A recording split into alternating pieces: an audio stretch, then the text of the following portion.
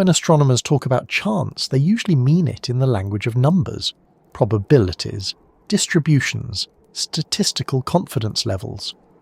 A new comet or asteroid appears in the night sky, and its discovery is placed within the framework of expectation. With billions of icy bodies drifting through interstellar space, sooner or later, a few will wander close enough for our telescopes to notice.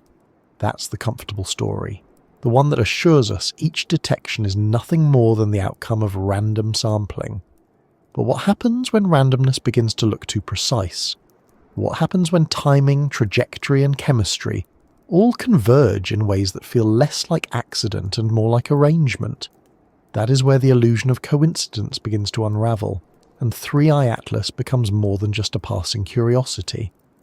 The discovery of 3i Atlas in July of 2025 fit perfectly into the neat statistical line of two earlier interstellar visitors. First came Oumuamua in 2017, then Tuas Borisov in 2019. When a third object arrived only 6 years later, it seemed to confirm what theorists had been saying all along.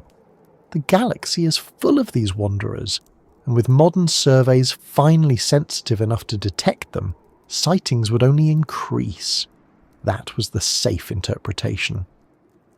But consider how few decades our instruments have been able to notice such things at all. Humanity spent millennia staring at the night sky, charting planetary motions, predicting eclipses, and still missed countless flybys of interstellar debris. Only with the last generation of wide-field digital sky surveys did we finally catch one in the act. For 3 to appear in such rapid succession is either a sign of new observational power or the start of a pattern. And patterns are dangerous things. The human brain is hardwired to see them even where none exist. Clouds take the shape of animals. Random noise resembles voices. Unrelated events become stitched together into a story that was never there. Skeptics will argue 3i Atlas fits that mould, yet history shows us that dismissing strange alignments too quickly can blind us to genuine signals hiding inside noise. Radio astronomers once thought pulsars were interference, before realizing they were rotating neutron stars. At first, fast radio bursts looked like statistical flukes until dozens more were discovered across the sky. Coincidence often dissolves under careful study, replaced by hidden order. So what if 3i Atlas didn't arrive when it did by random chance? The object's timing could easily have been different. If it had passed through the solar system a century earlier, no one would have recorded it. If its trajectory had shifted by even fractions of a degree millions of years ago, it would never have crossed our observational reach. And yet, it did. At precisely the moment in history when humanity has global survey telescopes capable of catching it. When space agencies are already primed by 2 previous interstellar detections. When debates about extraterrestrial life and cosmic silence are reaching cultural prominence. That convergence alone demands scrutiny. Statistical models predict that thousands of interstellar objects should be passing through our solar system at any given moment, most of them too faint for detection. But the bright ones, the close ones, the rare ones large enough for Hubble or Webb to study in detail, those are the anomalies. 3i Atlas belongs firmly in that category. Bright enough to trigger large-scale observing campaigns, chemically unusual enough to inspire speculation, timed close enough to its predecessors to feel like the continuation of a sequence. When coincidence begins to line up this neatly, the distinction between chance and choice becomes difficult to maintain.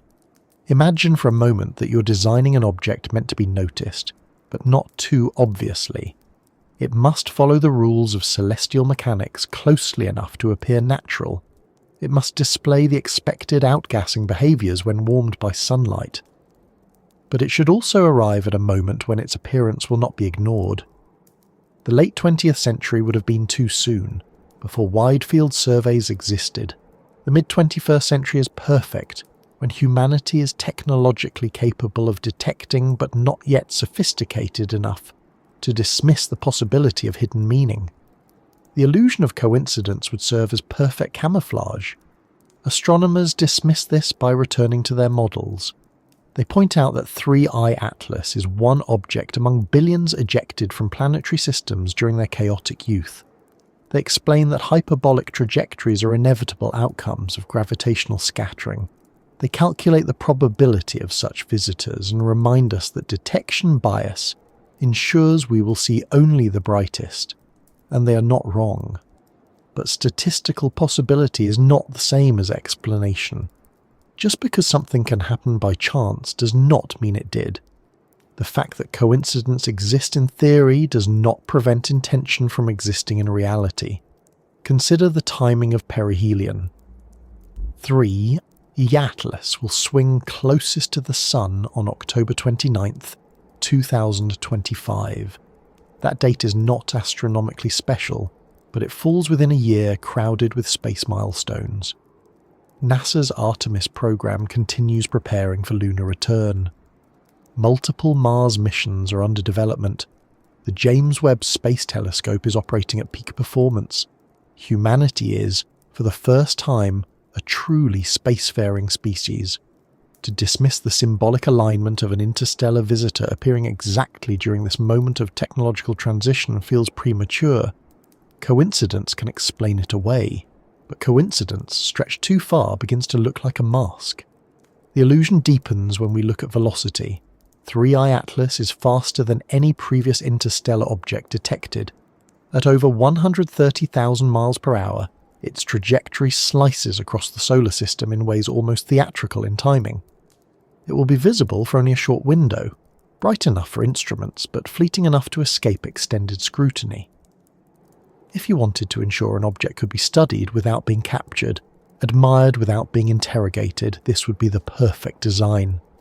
Coincidence can generate such outcomes, but deliberate arrangement can too. We must also consider the question of rarity. To date, we have only 3 confirmed interstellar objects. The first was a mystery. The second reassuringly comet-like.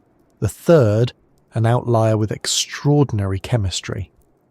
If these 3 represent the beginning of a flood, then chance remains the best explanation. If, however, the frequency slows, if decades pass without another detection of comparable significance, then 3I Atlas will stand out even more strongly as the visitor that arrived exactly when humanity was paying attention. Patterns are recognized not just in what appears, but in what fails to repeat. Skeptics argue that speculation about intention ignores the vastness of space.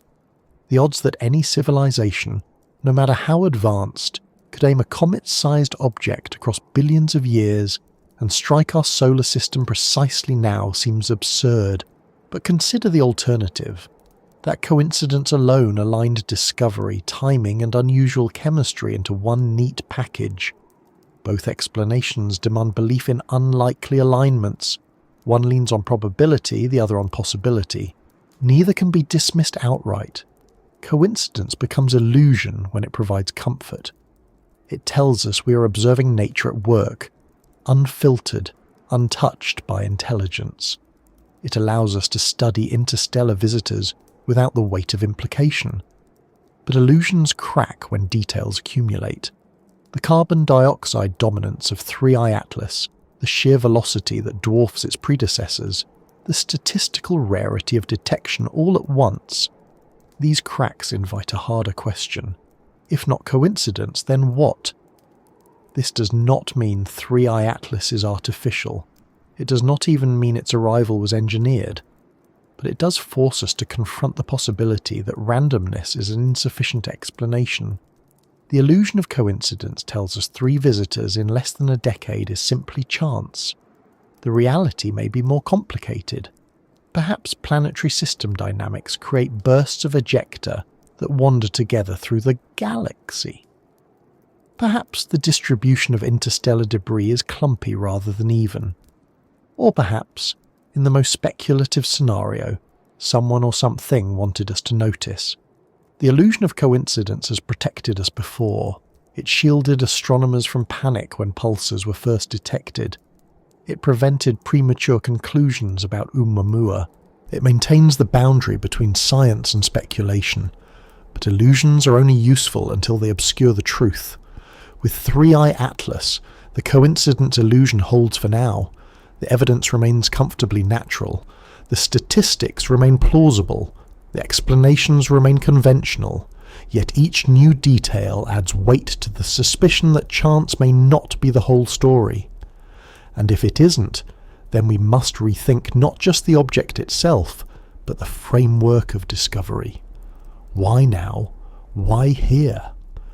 Why at the precise moment humanity has the tools to notice but not the capacity to reach? Coincidence can explain those questions, but so can design.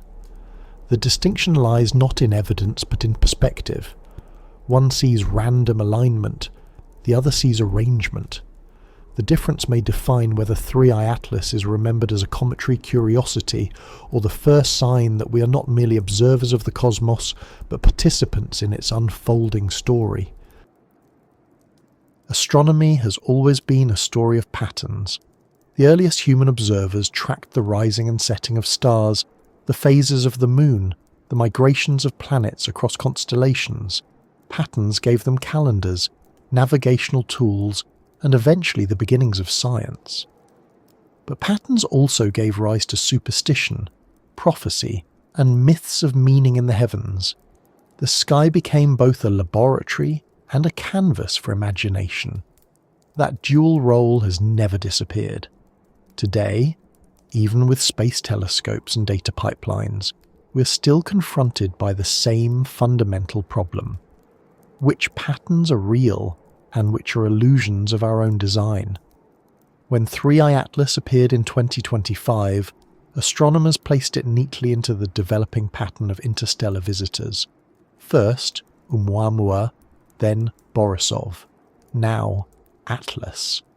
A sequence of three, a trend line, a new category of cosmic object moving from rare anomaly to expected occurrence. But there's another way of seeing patterns in this progression, one that doesn't rely on comfort. Oumuamua was baffling in shape and behaviour. Borisov was reassuring, a conventional comet from another star system. Atlas III presented chemical oddities and unprecedented speed. Instead of a random sequence, it begins to look like a deliberate narrative. A strange first act, a conventional second, and then a return to the uncanny in the third. This could still be coincidence, but it could also be something else. The problem is that human history is filled with examples of ignored patterns. In the 19th century, strange objects photographed on astronomical plates were often dismissed as smudges until they were recognized as galaxies beyond the Milky Way. Pulsating stars were treated as statistical noise before they became yardsticks for measuring the cosmos. Even cosmic background radiation was nearly written off as pigeon droppings in a radio antenna before its true nature was understood. Each time, the refusal to see a pattern delayed recognition of something transformative, and each time the eventual revelation reshaped astronomy. The temptation now is to dismiss speculation around 3i Atlas as another case of overactive imagination. After all, astronomers emphasize that interstellar debris should be common. Simulations predict billions of such objects. Detecting 3 in less than a decade fits within the range of expectation, they say. But notice how the explanation shifts responsibility to chance. Billions exist, so we should expect a few to show up. That argument works statistically, but not narratively. Because when you zoom in on the actual arrivals, the pattern feels too neat. The baffling, the ordinary, the anomalous, in sequence, at the exact moment humanity is capable of noticing. That is not easily explained away by probability distributions. Skeptics warn against epiphania, the human tendency to see faces in clouds or constellations in random stars. They caution that constructing meaning from chance events is a trap, and they are correct to be wary.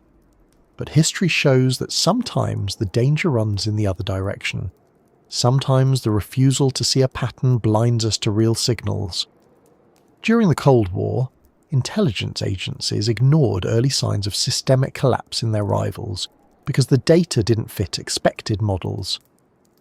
Climate scientists struggled to persuade the public that rising temperatures represented a coherent trend rather than short-term fluctuations. The refusal to see patterns delayed recognition, and delay carried consequences. What if we are doing the same with interstellar visitors? What if the pattern of their arrivals, rather than being random, carries meaning? Perhaps not deliberate design, but at least information about the processes shaping the galaxy. The different chemistries may represent distinct stellar nurseries. The different velocities may encode histories of gravitational encounters. Even if no intelligence is involved, patterns remain, and ignoring them means discarding data we cannot afford to lose. The real danger lies in what patterns suggest when taken seriously. If 3i Atlas is part of a meaningful sequence, then we must consider that arrival may not be random. And if it is not random, then some agency, natural or otherwise, is at play. Natural agency could mean stellar dynamics, clusters of objects travelling together after being ejected from the same system. That would imply that our solar system is passing through a stream of interstellar debris, much like Earth passes through meteor streams that cause annual showers. If true, we might expect more arrivals in quick succession. That alone would challenge our assumptions about the randomness of interstellar object distribution. But deliberate agency leads to more unsettling implications. If someone, or something, wanted humanity to notice, staggering arrivals across years rather than centuries would be a logical strategy. Too fast and we would be overwhelmed. Too slow and the connection would be forgotten. Spacing them roughly a decade apart, each more provocative than the last, would guarantee growing attention without outright panic. The pattern would work like a breadcrumb trail, pulling our curiosity forward without revealing the full picture. And the fact that 3i Atlas shows both natural cometary behaviour and inexplicable chemistry fits perfectly into such a strategy. Enough familiarity to avoid outright rejection, enough anomaly to spark speculation. To some, this line of thought sounds absurd, even paranoid. But consider how civilizations on Earth have used patterns to communicate across cultures and time. Ancient architects aligned monuments with solstices and equinoxes, ensuring that even future generations would notice the deliberate timing. Cryptographers use repeating sequences to embed messages. Even nature itself encodes patterns, DNA sequences, pulsar beacons, orbital resonances that reveal underlying systems. In that context, treating the arrivals of interstellar objects as random may be the greater mistake. Astronomy has a history of treating anomalies as noise until they become unavoidable. Oumuamua itself was nearly written off as a faint asteroid before its hyperbolic trajectory proved otherwise. The temptation now is to fold 3i Atlas into the same pattern of dismissal. A curiosity, nothing more. But by doing so, we may be ignoring the very thing that makes it significant. The fact that it does not fit neatly. The fact that it forces us to ask whether coincidence can stretch this far without snapping. The patterns in the sky we refuse to see are not just astronomical. They are cultural. Humanity is primed for narratives of contact, for fears of invasion, for hopes of cosmic company. Every anomaly is filtered through those lenses. Scientists wary of sensationalism retreat to conservative explanations. The public, primed by science fiction, leaps toward extraordinary ones. Between them, the truth may be lost. The refusal to acknowledge patterns because they align too closely with our cultural anxieties can blind us as effectively as seeing them everywhere. If the pattern is real, what comes next? If Oumuamua was the strange first note, Borisov the familiar chord, and Atlas the discordant variation, then the sequence may not be complete. Another visitor may arrive, one that forces the issue, perhaps brighter, closer, or carrying even stranger chemistry. If so, will we treat it as another coincidence, or will we finally admit the possibility of arrangement? The answer will depend not just on telescopes, but on perspective. The history of science is full of uncomfortable moments when patterns were visible long before they were admitted. The heliocentric model required recognizing planetary retrograde as a projection, not a physical reversal. Plate tectonics required recognizing the fit of continents and the alignment of fossil records. In each case, the evidence was there, but the refusal to see patterns delayed acceptance.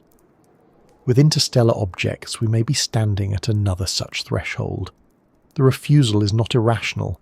Seeing patterns where none exist has burned us before. The canals of Mars were illusions. The face on Mars, a trick of shadows. Countless UFO sightings, misidentified natural phenomena. The embarrassment of false patterns lingers, and scientists are cautious not to repeat those mistakes. But the opposite mistake, denying real patterns because they resemble false ones, carries equal risk. 3. iAtlas forces us to balance those risks carefully. What makes this particularly unsettling is the possibility that the pattern is not meant for us at all. Perhaps interstellar visitors are launched or scattered for reasons unrelated to humanity, with our recognition being incidental. Perhaps they are probes or debris meant to survey countless star systems, with Earth just another stop. In that case, the pattern we perceive is only a fragment of a larger design, one that does not center us but merely brushes past us. The refusal to see it would then be not just ignorance but arrogance, assuming that because the pattern is not meant for us, it does not exist. Still, the temptation to ignore remains strong. It is easier to explain away 3i Atlas as random chance. Easier to reassure the public that nothing unusual is happening. Easier to continue astronomy without inviting speculation about intelligence. But the ease of that position does not make it correct. History suggests that the patterns we refuse to see are often the ones that matter most. If we are standing at the beginning of a sequence, then 3i Atlas is not just a visitor, but a signal of what is to come. And whether that signal is natural or artificial, ignoring it will not make it vanish. The sky has always carried patterns. The real question is whether we are willing to admit when those patterns point beyond coincidence toward meanings we're not yet ready to accept. When astronomers first calculated the orbit of 3i Atlas, the numbers seemed straightforward.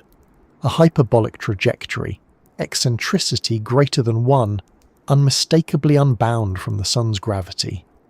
That's what defines an interstellar object. It comes in fast, curves around the solar system, and then departs forever. The math behind such a path is cold, precise, and predictable. But once the equations are stripped down to meaning, another layer of unease emerges, because not every hyperbolic trajectory is created equal. Some are sharp dives that barely skim the solar system before racing away. Others cut close to planets or linger suspiciously near points of interest. And some, like 3i Atlas, carry a geometry that feels less like accident and more like intention. Oumuamua offered the first taste of this suspicion. Its trajectory was odd from the beginning. It didn't just barrel through the solar system. It seemed to arrive from a direction nearly perpendicular to the galactic plane, a pathway that kept it free from easy associations with known stellar neighbourhoods. Borisov, in contrast, fit comfortably into expectation, a comet moving along a trajectory that suggested natural scattering from its parent system.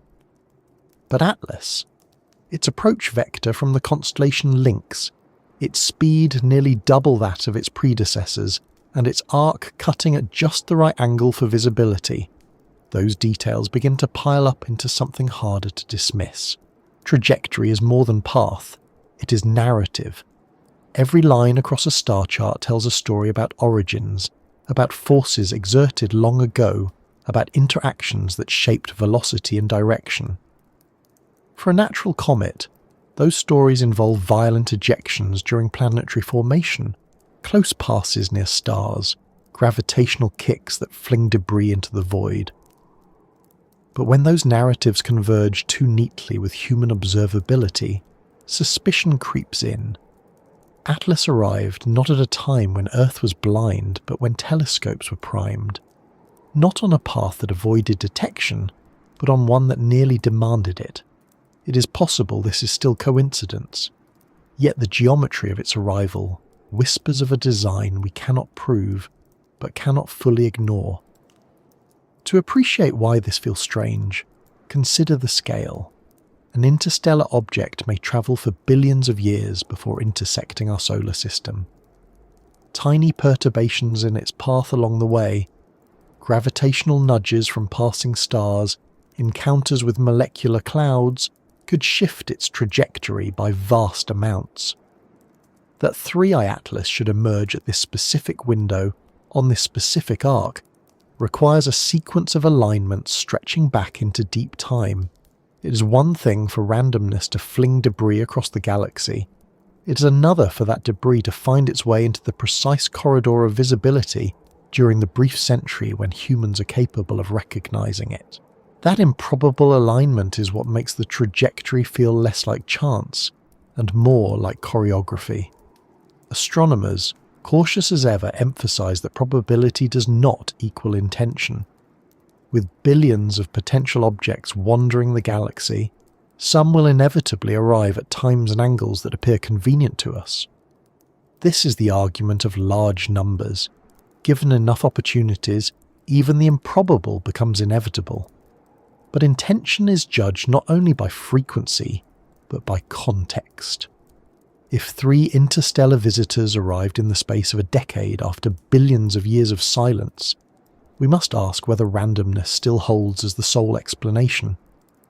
There is another clue in how trajectories are shaped. Natural ejections tend to produce distributions that are roughly isotropic, scattering debris in many directions. Yet both Oumuamua and Atlas approached from high galactic latitudes, angles unusual enough to raise eyebrows. Borisov's more conventional path seems almost inserted into the sequence as reassurance, a reminder not to panic, a middle note of normalcy. When seen together, the 3 trajectories form a triptych: strange, ordinary, strange, like a pattern designed to avoid detection while still leaving hints. Skeptics will argue that such thinking borders on paranoia, that we are simply fitting curves to noise, projecting intention onto randomness, and they may be right. But history is filled with examples where unexpected trajectories were the first clues to deeper phenomena. Uranus's orbital irregularities revealed Neptune. Mercury's precession pointed to general relativity. Even spacecraft anomalies, like the Pioneer anomaly, forced physicists to reconsider subtle forces at work. When trajectories whisper, ignoring them is often the costlier mistake. So what could intention look like in this case? Suppose 3I Atlas were engineered, or at least nudged, to ensure visibility. Its hyperbolic excess velocity of 61 kilometers per second is high, but not impossibly so for advanced propulsion. Its arc through the solar system is dramatic but not reckless, passing close enough for observation, yet far enough to avoid suspicion of danger. A path designed for maximum study, minimum interference. If such a design exists, it would be indistinguishable from natural chance. Perfect camouflage. That is the unsettling part. Deliberate trajectories would be calculated precisely to avoid standing out. And yet, by standing out just enough, they invite speculation. Even within natural explanations, the trajectory of Atlas may not be simple. Simulations suggest its motion links back to the thick disk of the Milky Way, an older stellar population with chaotic dynamics. That origin alone makes its path unusual, crossing the galactic plane at angles not typical for debris from younger systems. This adds to the feeling of strangeness. Was it ejected billions of years ago and has simply wandered until now? Or has its path been influenced more recently by forces we do not yet recognize? In either case, its current arc feels like more than random fluke. It feels selected. The act of selection need not be conscious. The galaxy itself selects by dynamics. Stars moving in clusters scatter objects along correlated paths. Galactic tides sweep debris into resonant streams. Molecular clouds shift trajectories subtly over millennia. From our perspective, these natural selections can still appear as design, not because intelligence is involved, but because the outcomes intersect with human observability at suspiciously convenient times. The difference between natural choreography and artificial design may be razor thin. Both can produce patterns that whisper of purpose, yet the more unsettling possibility remains that someone designed this, that an intelligence capable of shaping comet-like bodies across interstellar distances chose to send them along paths that intersect with young civilizations like ours. The trajectory would serve as both disguise and delivery mechanism, appearances of randomness, undercut by moments of impossible timing. To civilizations unready for direct contact, the path itself becomes the message. You are being noticed. You are not alone. You are part of a larger geometry than you realize. This interpretation stretches credibility, but it also explains why such speculation persists. Because the alternative requires us to accept a level of coincidence that feels equally implausible. Billions of years of wandering, billions of possible trajectories, and yet right now one appears with just the right brightness, angle and timing to trigger suspicion. When faced with such improbabilities, humans naturally reach for explanations beyond chance. Whether those explanations involve natural galactic selection or artificial design, the feeling remains the same. The trajectory is trying to tell us something. Astronomers may not admit this publicly, but even among professionals, the trajectory of Oumuamua remains unsettling. Its non-gravitational acceleration, while plausibly explained by outgassing, never produced the visible coma expected. Atlas avoids that particular controversy by displaying classic cometary behaviour, yet its trajectory raises different questions, ones about timing, velocity and geometry. If Oumuamua was too strange and Borisov too ordinary, Atlas sits in between, its path whispering design without shouting it. The refusal to engage with these whispers may be understandable. Science advances through caution, not speculation. But ignoring them entirely risks missing opportunities. If trajectories can encode meaning, then studying their statistical distribution may reveal more than just dynamics. It may reveal intent. Just as cryptographers analyze frequency patterns in messages, astronomers could treat interstellar trajectories as a code. Random distribution should look one way, engineered distributions another. If enough objects arrive, we may eventually distinguish between chance and design. Until then, Atlas remains a case study in ambiguity. The whisper grows louder when we think about observational limitations. Atlas disappears into the glare of the sun during its most active phase, just as Oumuamua became too faint for further study after its closest approach. Both cases feel like missed opportunities, cosmic timing that prevents us from gathering definitive data. Coincidence can explain it, but design can explain it just as well, perhaps better. If the goal were to leave hints but deny certainty, trajectories engineered to ensure partial visibility would accomplish exactly that. Enough to provoke questions, never enough to settle them. This is the nature of whispers. They suggest without declaring, hint without confirming. Atlas whispers through its path across our sky. Not loudly enough to prove anything, but persistently enough to raise suspicion.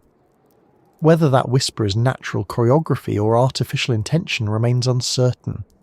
What matters is that it exists at all, and that ignoring it may blind us to larger patterns waiting to be recognized.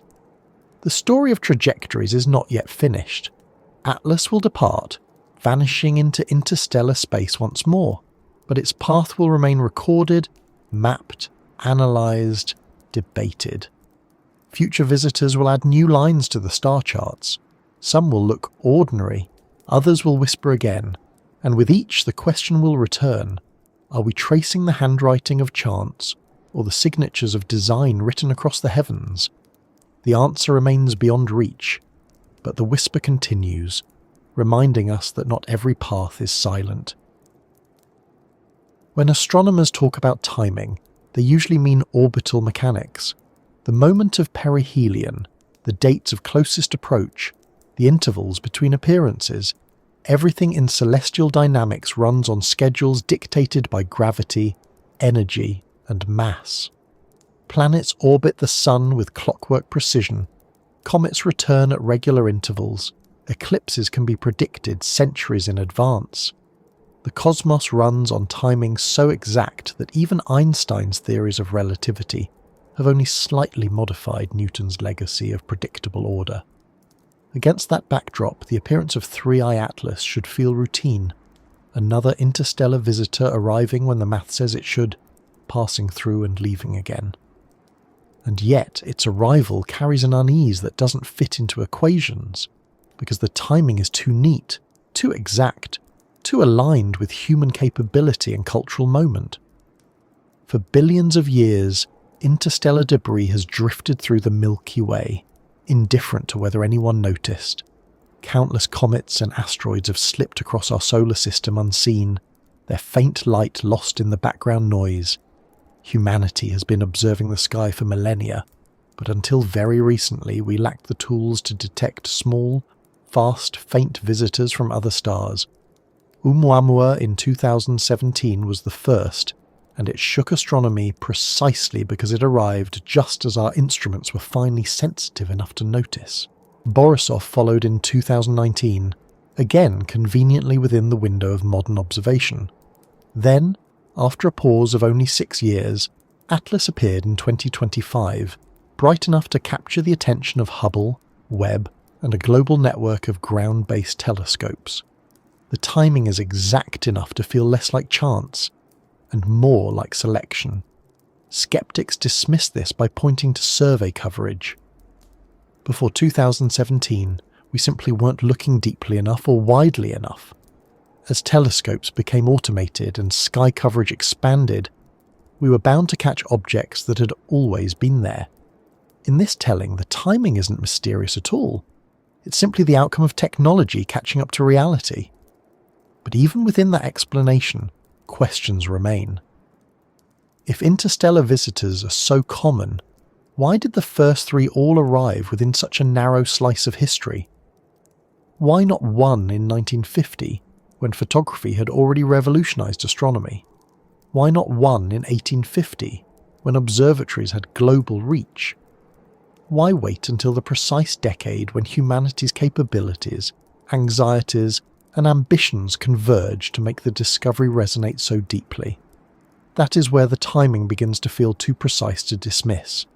Consider the cultural context.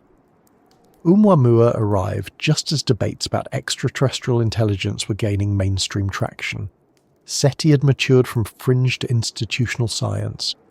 Exoplanet discoveries were flooding the headlines. The idea that the universe might harbour other civilizations was shifting from science fiction to scientific discourse. Then came an interstellar visitor with properties strange enough to ignite speculation about artificial origin. Timing that precise cannot be ignored. Borisov's arrival 2 years later served as balance. It reassured the astronomical community by behaving exactly like a natural comet, showing that not every visitor must provoke radical questions. The timing again was perfect, enough to calm nerves, enough to re-establish a baseline of natural explanation. Then, 6 years later, Atlas appeared. Faster, chemically stranger, and arriving just as global space programs were reaching new milestones.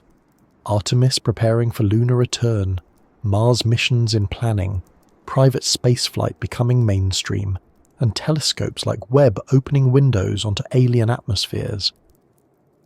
At the exact moment humanity was looking outward more intensely than ever before, another interstellar visitor appeared to draw our gaze. This is where the suspicion grows.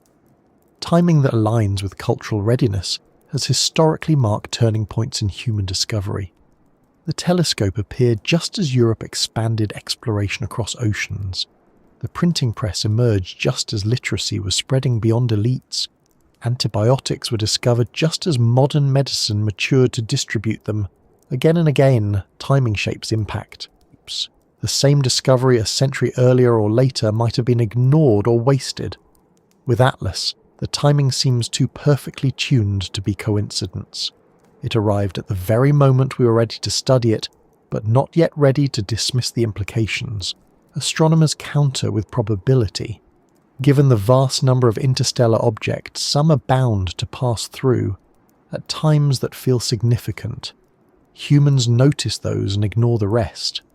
This is the gambler's fallacy scaled to the cosmos. We only remember the rolls of the dice that produce striking patterns. Yet even with that caution, the fact remains that 3 visitors arrived in less than a decade, after billions of years of none being noticed, during the narrow cultural window when humanity is capable of caring. Probability explains much, but does it explain timing this precise? To explore the idea of deliberate timing, consider what it would take to arrange such arrivals. For an advanced intelligence, nudging cometary bodies into interstellar trajectories would be trivial compared to other engineering feats already imagined, such as Dyson spheres or starships. A civilization capable of manipulating gravity, energy, or even precision propulsion could scatter objects across the galaxy to arrive at target systems exactly when desired.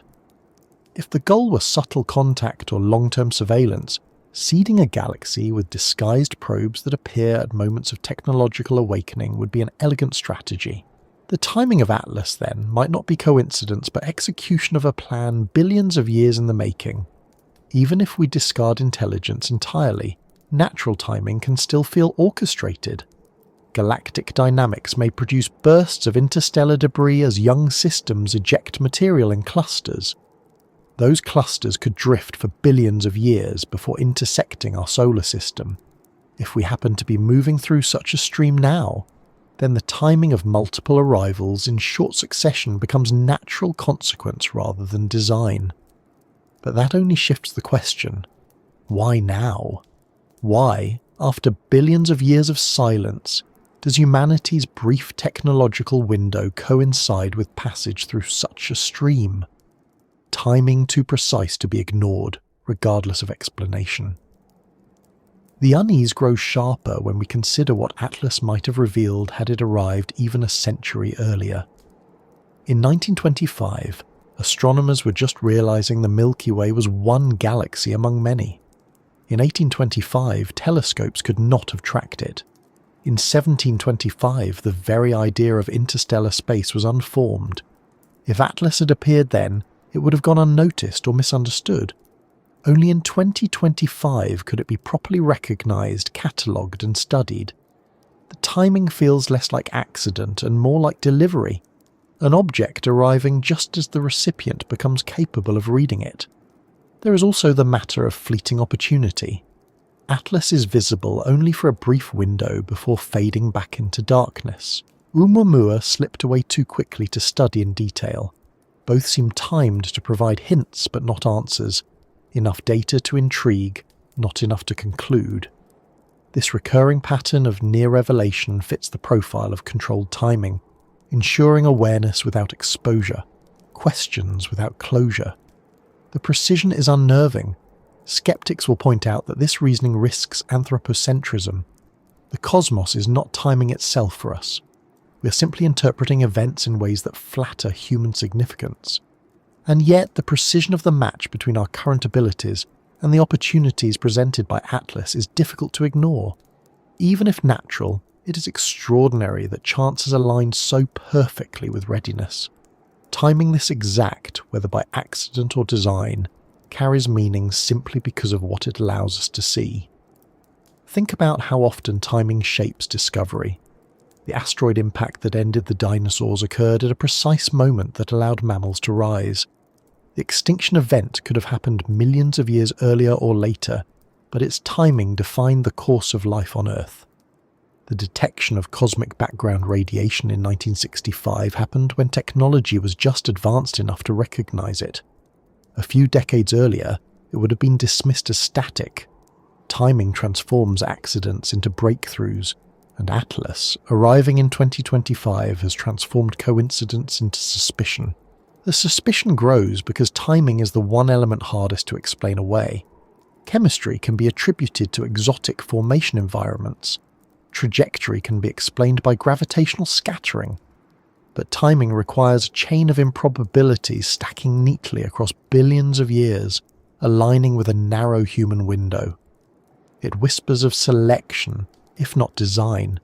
and forces us to ask whether randomness can really account for such precision.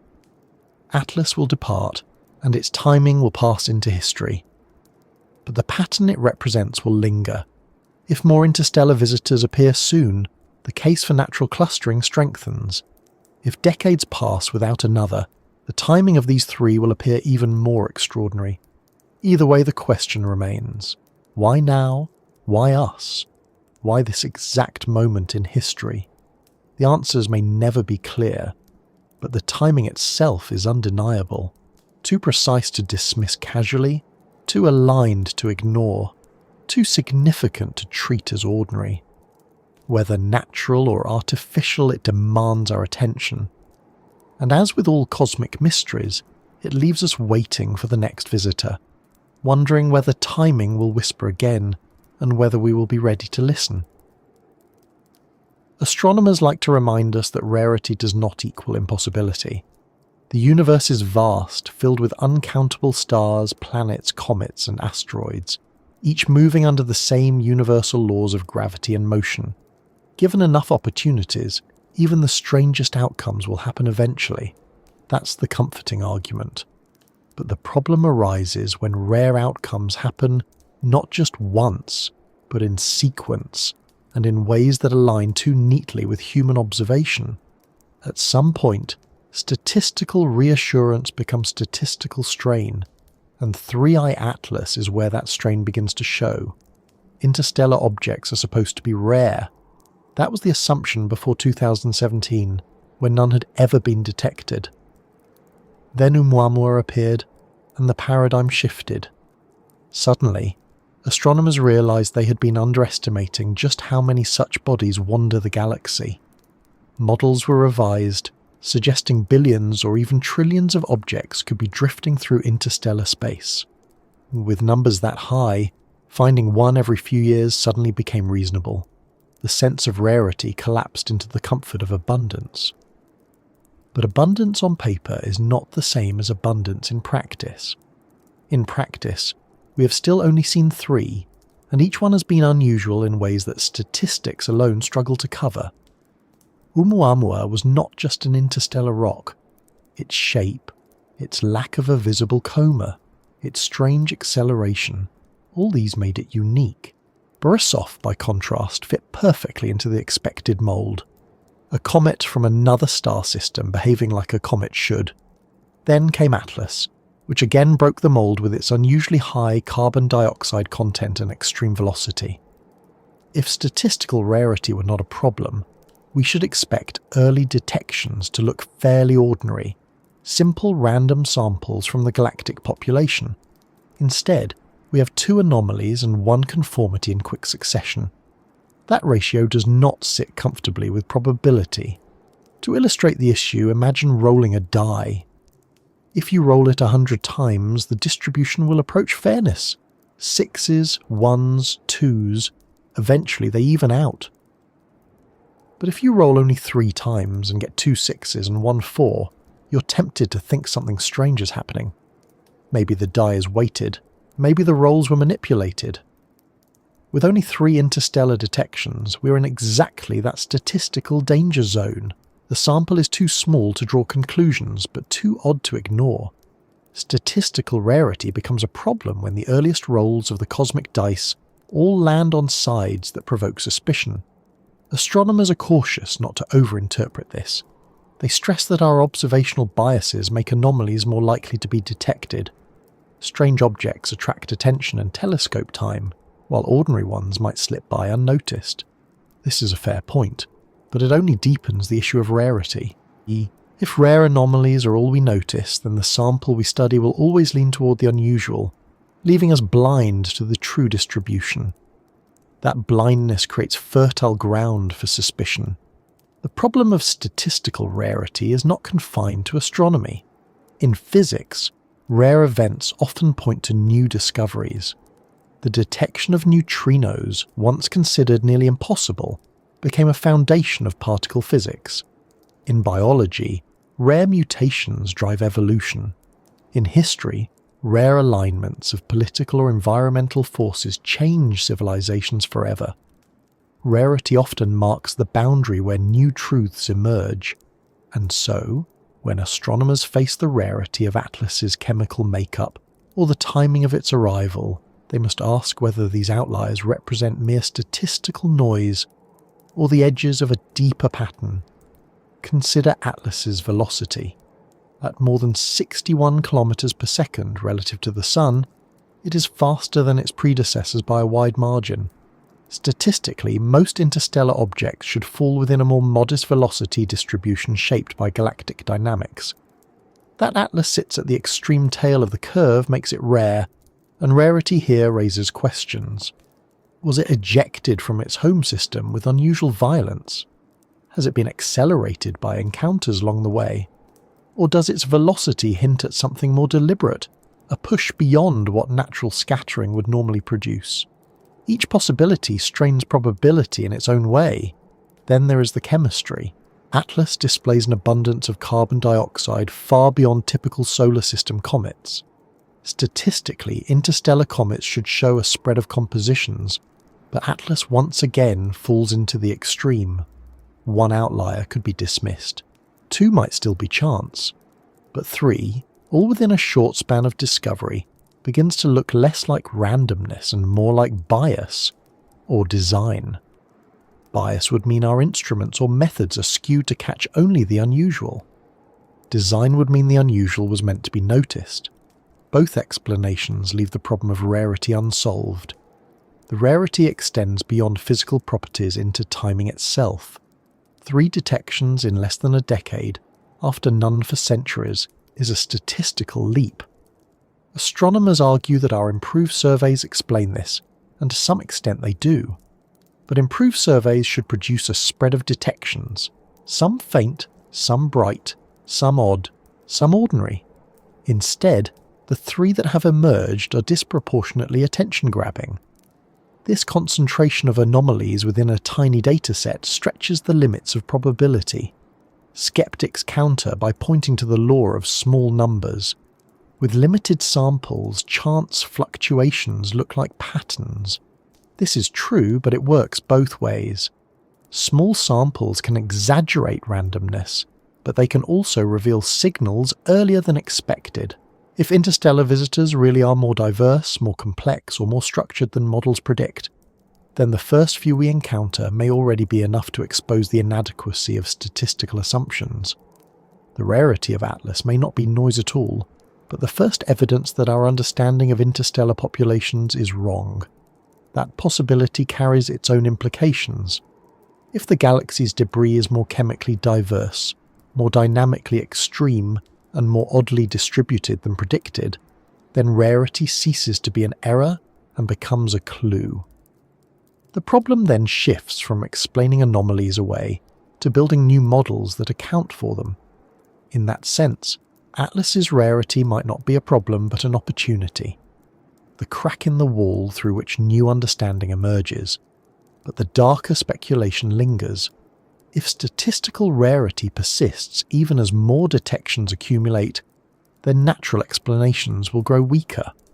If every few years another visitor arrives with properties at the edge of expectation, the argument for randomness will collapse. At some point the data will tilt too heavily toward the improbable, and then we will be left with the unsettling possibility that rarity is not random at all, but curated. Curation would imply intention.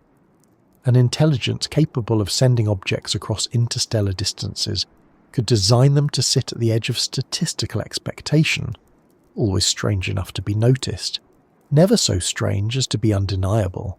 The result would be exactly what we see now, anomalies that can be explained away individually, but that in accumulation erode the credibility of chance.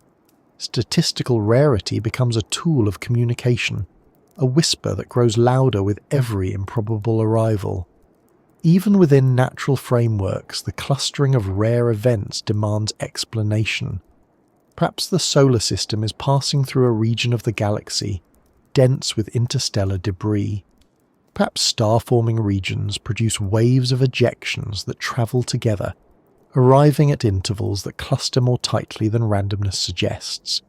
If true, then the rarity of Atlas is not an illusion, but a symptom of structure at galactic scales. That too would transform astronomy. The challenge is that rarity is subjective.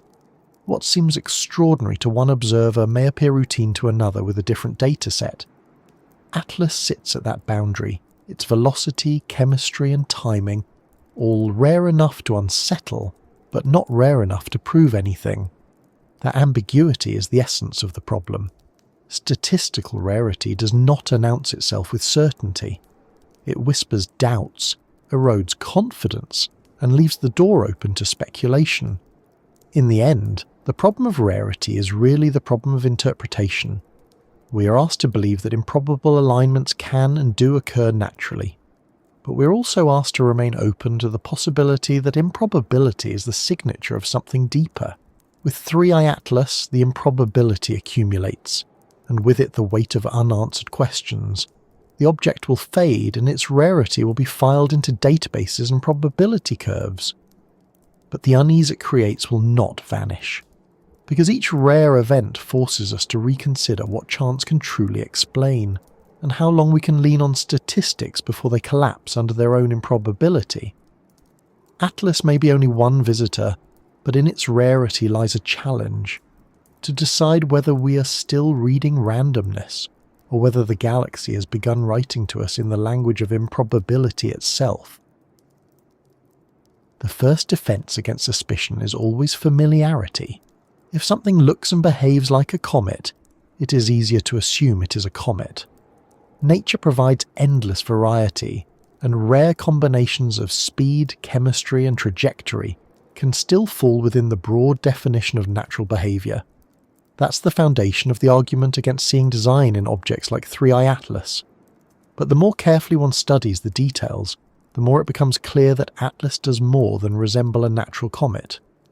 It almost seems to mimic one, to present just enough of the expected signs to avoid being dismissed as extraordinary, while still carrying anomalies that spark deeper questions. It walks the boundary between ordinary and suspicious with such precision that the possibility arises. Perhaps it was meant to. Oumuamua raised the stakes of this conversation first. Its lack of a visible coma, elongated shape, and strange acceleration made it stand out immediately. Some scientists suggested it might be artificial, while others scrambled to produce natural explanations.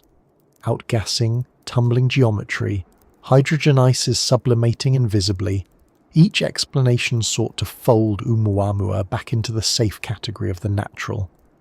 Borisov then arrived, as if to provide reassurance, behaving exactly as a comet should, with a visible coma, tail, and predictable chemistry. It was the cosmic equivalent of a control sample, showing us what a normal interstellar comet looks like. Then came Atlas, combining comet-like outgassing with chemical oddities and extreme velocity.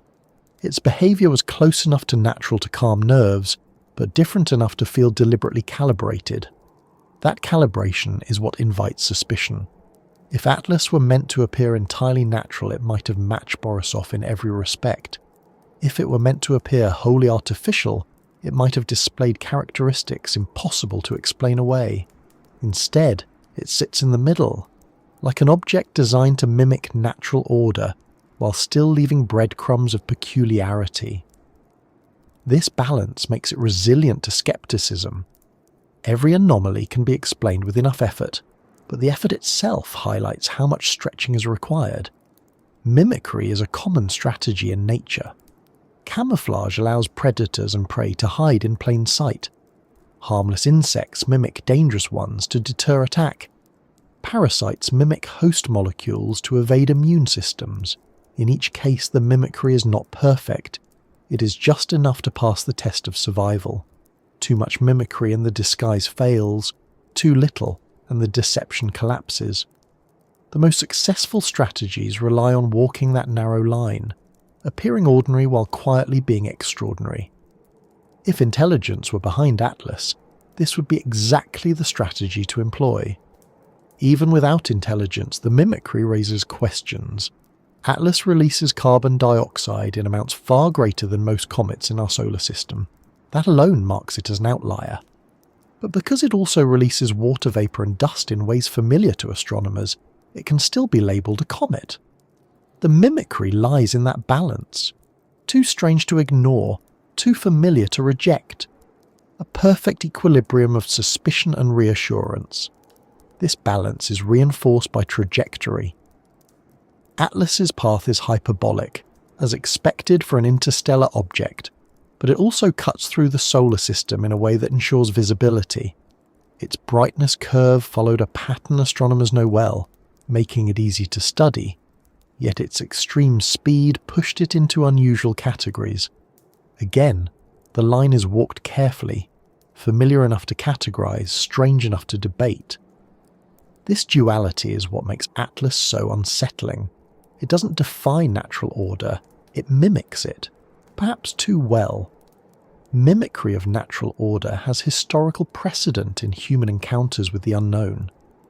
When radio astronomers first detected pulsars, the regularity of the signals seemed unnatural, leading to the joking designation LGM, Little Green Men. Only later did astrophysical explanations emerge. When fast radio bursts were discovered, the suspicion of artificiality again arose before natural models were built. In both cases, the phenomena mimicked artificial signals, only to be explained later as extreme but natural processes. With Atlas, the reversal occurs.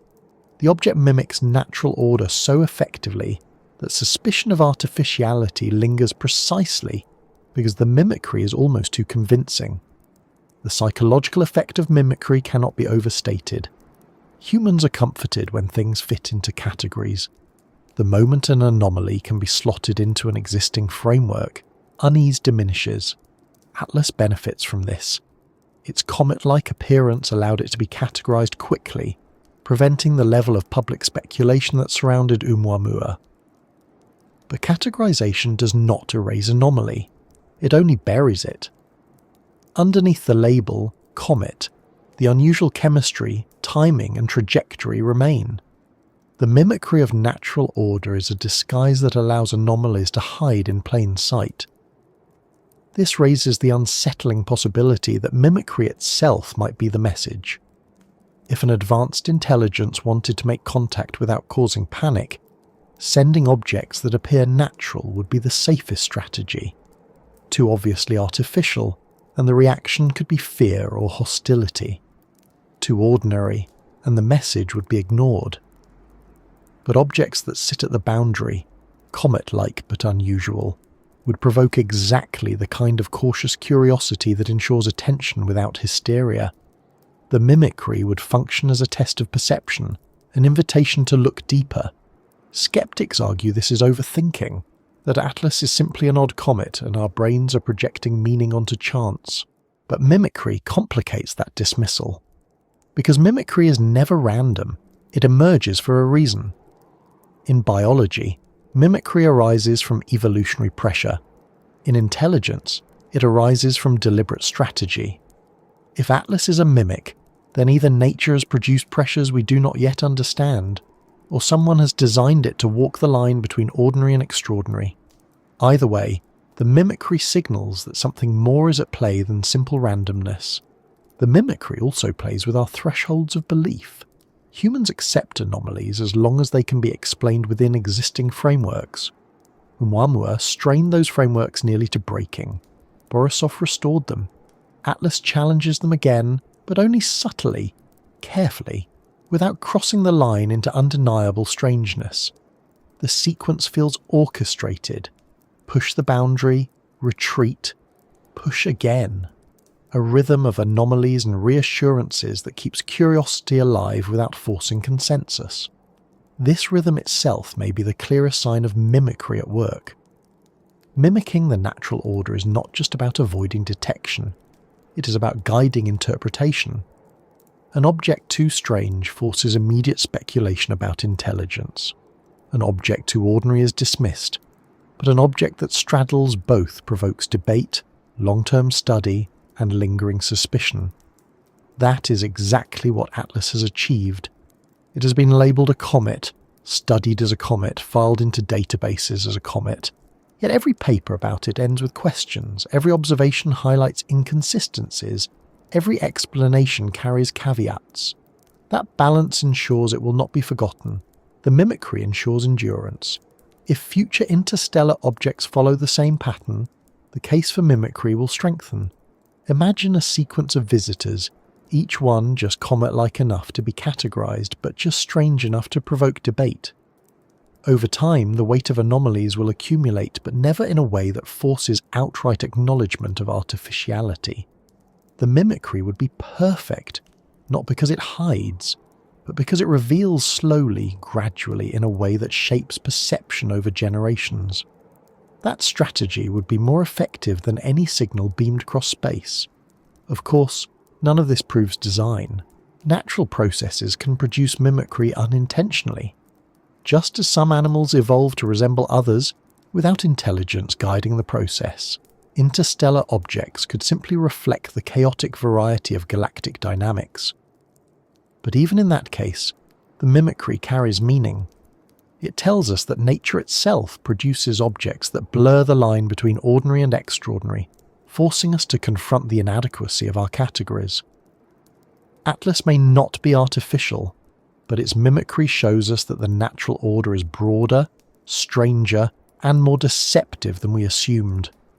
The mimicry of Atlas is not perfect. Its chemical oddities remain unexplained. Its speed remains extreme. Its trajectory remains unsettling.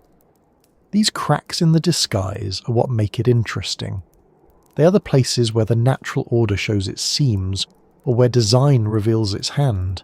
Either way, the mimicry is incomplete, and in that incompleteness lies the invitation to look deeper. Atlas will fade, and its mimicry will be catalogued as another example of cometary diversity. But the questions it raises will persist, because mimicry always raises questions. It forces us to ask not only what we are seeing, but why it looks the way it does. It forces us to consider whether the natural order we trust is truly natural, or whether it is being mimicked for reasons we do not yet understand. And in that uncertainty lies the most unsettling possibility of all, that what appears ordinary may not be ordinary at all, but a disguise worn so well that we only recognize it when the seams begin to show. When astronomers plot the path of an object, the result is a line on a chart, a trajectory through space defined by velocity, eccentricity, inclination, and perihelion distance. To a scientist, those numbers represent orbital mechanics. To an observer looking deeper, they might represent something else, because motion can be more than just travel. It can be a medium. And if one were inclined to send messages across the galaxy without using radio waves, without risking interception or translation, then shaping the motion of objects could serve as the most elegant form of communication. With 3i Atlas, that possibility lingers in the background. It moves like a comet, but perhaps its movement is more than mere mechanics. Perhaps it carries meaning in the way it crosses our sky. The idea of motion as message is not new. Human civilizations have long used movement to signal intention. The wave of a hand, the nod of a head, the flight of flags in the wind, all encode meaning in patterns of movement. At larger scales, navigation itself is a message. Ships approaching harbours signal identity through the routes they take, the speed they maintain, the pauses they perform. Even without spoken language, motion reveals purpose. Animals understand this instinctively. A predator creeping slowly signals intent. A prey animal fleeing signals alarm. Meaning flows through movement long before words are possible. Why should it not be the same on a cosmic scale? Umama's motion was unusual enough to trigger speculation about artificiality. Its unexplained acceleration, its tumbling, and its odd trajectory all suggested something more than random debris. Borisov, by contrast, behaved predictably, reassuring astronomers that not every interstellar object carried hidden meaning. Then Atlas arrived, and its motion again whispered of something more than chance. Its speed, its angle, its precise timing, details that might be dismissed as coincidence if considered alone, but that, when combined, begin to resemble patterns. And patterns in motion are difficult not to interpret as messages. One could argue that if an advanced intelligence wanted to signal across interstellar distances, shaping trajectories would be more universal than shaping light or sound. Radio waves require shared technology. Lasers require precise targeting. But motion can be seen by any species with eyes, recorded by any culture with telescopes, decoded by any intelligence capable of recognizing geometry. The laws of orbital mechanics are universal. A trajectory is a sentence written in the grammar of gravity. All one needs to do is notice it. The difficulty, of course, lies in interpretation. How do you distinguish between natural motion and intentional motion? Between the line of a comet flung at random and the line of a comet nudged to mean something? That is the challenge posed by Atlas. Its hyperbolic trajectory, its excess velocity, its timing relative to Earth's cultural moment, each can be explained by chance, but together they begin to look like syntax, as if someone is arranging words not with sound but with paths through the sky. The possibility of hidden messages in motion raises unsettling parallels with human history. Ancient cultures often treated comets as omens, their sudden appearances interpreted as messages from the gods. The downfall of kings, the rise of empires, the coming of plagues. Comets were seen as carriers of meaning precisely because they moved against the fixed backdrop of stars. Today, we dismiss those interpretations as superstition. But what if the ancients were not entirely wrong? What if, occasionally, motion really is a message, not from gods but from intelligences capable of writing across cosmic distances? Skeptics insist this is overreach. Objects move as they must, following the laws of physics, not the intentions of unseen senders. But laws of physics do not forbid intention. They simply define the rules by which intention must operate.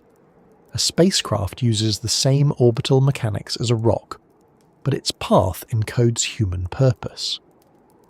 A probe can perform gravity assists that look natural to an outside observer, yet every maneuver carries meaning for those who designed it. If humans can embed messages in motion within a few centuries of technological development, what might a civilization with millions of years have achieved?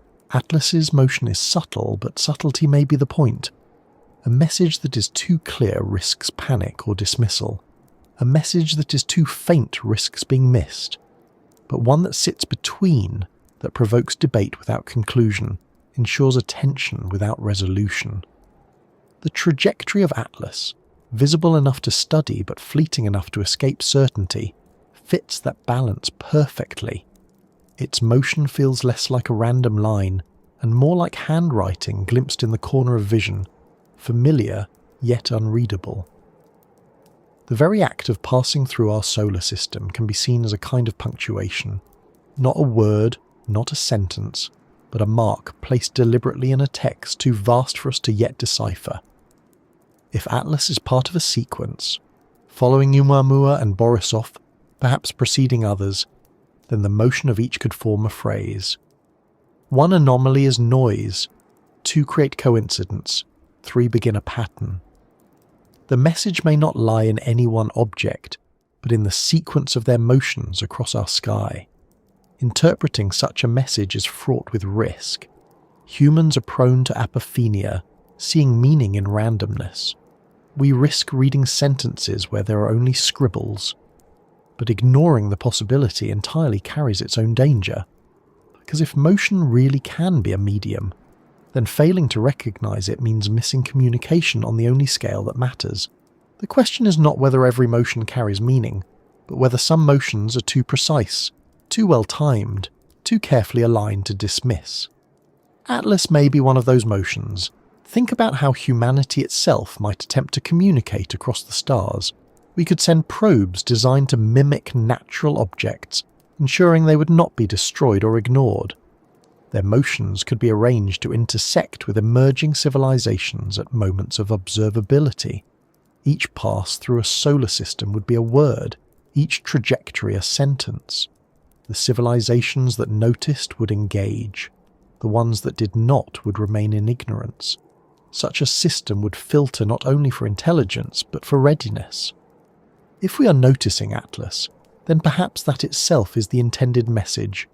We have reached the threshold of perception. The implications are unsettling. If motion can carry meaning, then the galaxy may already be filled with messages we have overlooked. Streams of comets, alignments of trajectories, patterns of arrivals, each could be part of a grammar we have yet to learn. Atlas may not be unique. It may simply be the first message we are capable of reading, even if only partially. And the refusal to consider that possibility may blind us to a communication network hidden in plain sight. Of course, this remains speculation. But speculation is where discovery begins. When pulsars were first detected, the regularity of their signals was so precise that artificial origin seemed plausible. Only later did astrophysical explanations emerge. But those explanations did not erase the lesson. Regularity, timing, and motion can all mimic intelligence so convincingly that even trained scientists hesitate. With Atlas, the mimicry works in reverse. It looks natural enough to dismiss, but strange enough to suggest intent. Its motion whispers meaning, even if the message remains unread. If the message is real, what might it say? Perhaps nothing more than, "We are here." Perhaps it is a breadcrumb in a longer trail, guiding us toward recognition that we are not alone.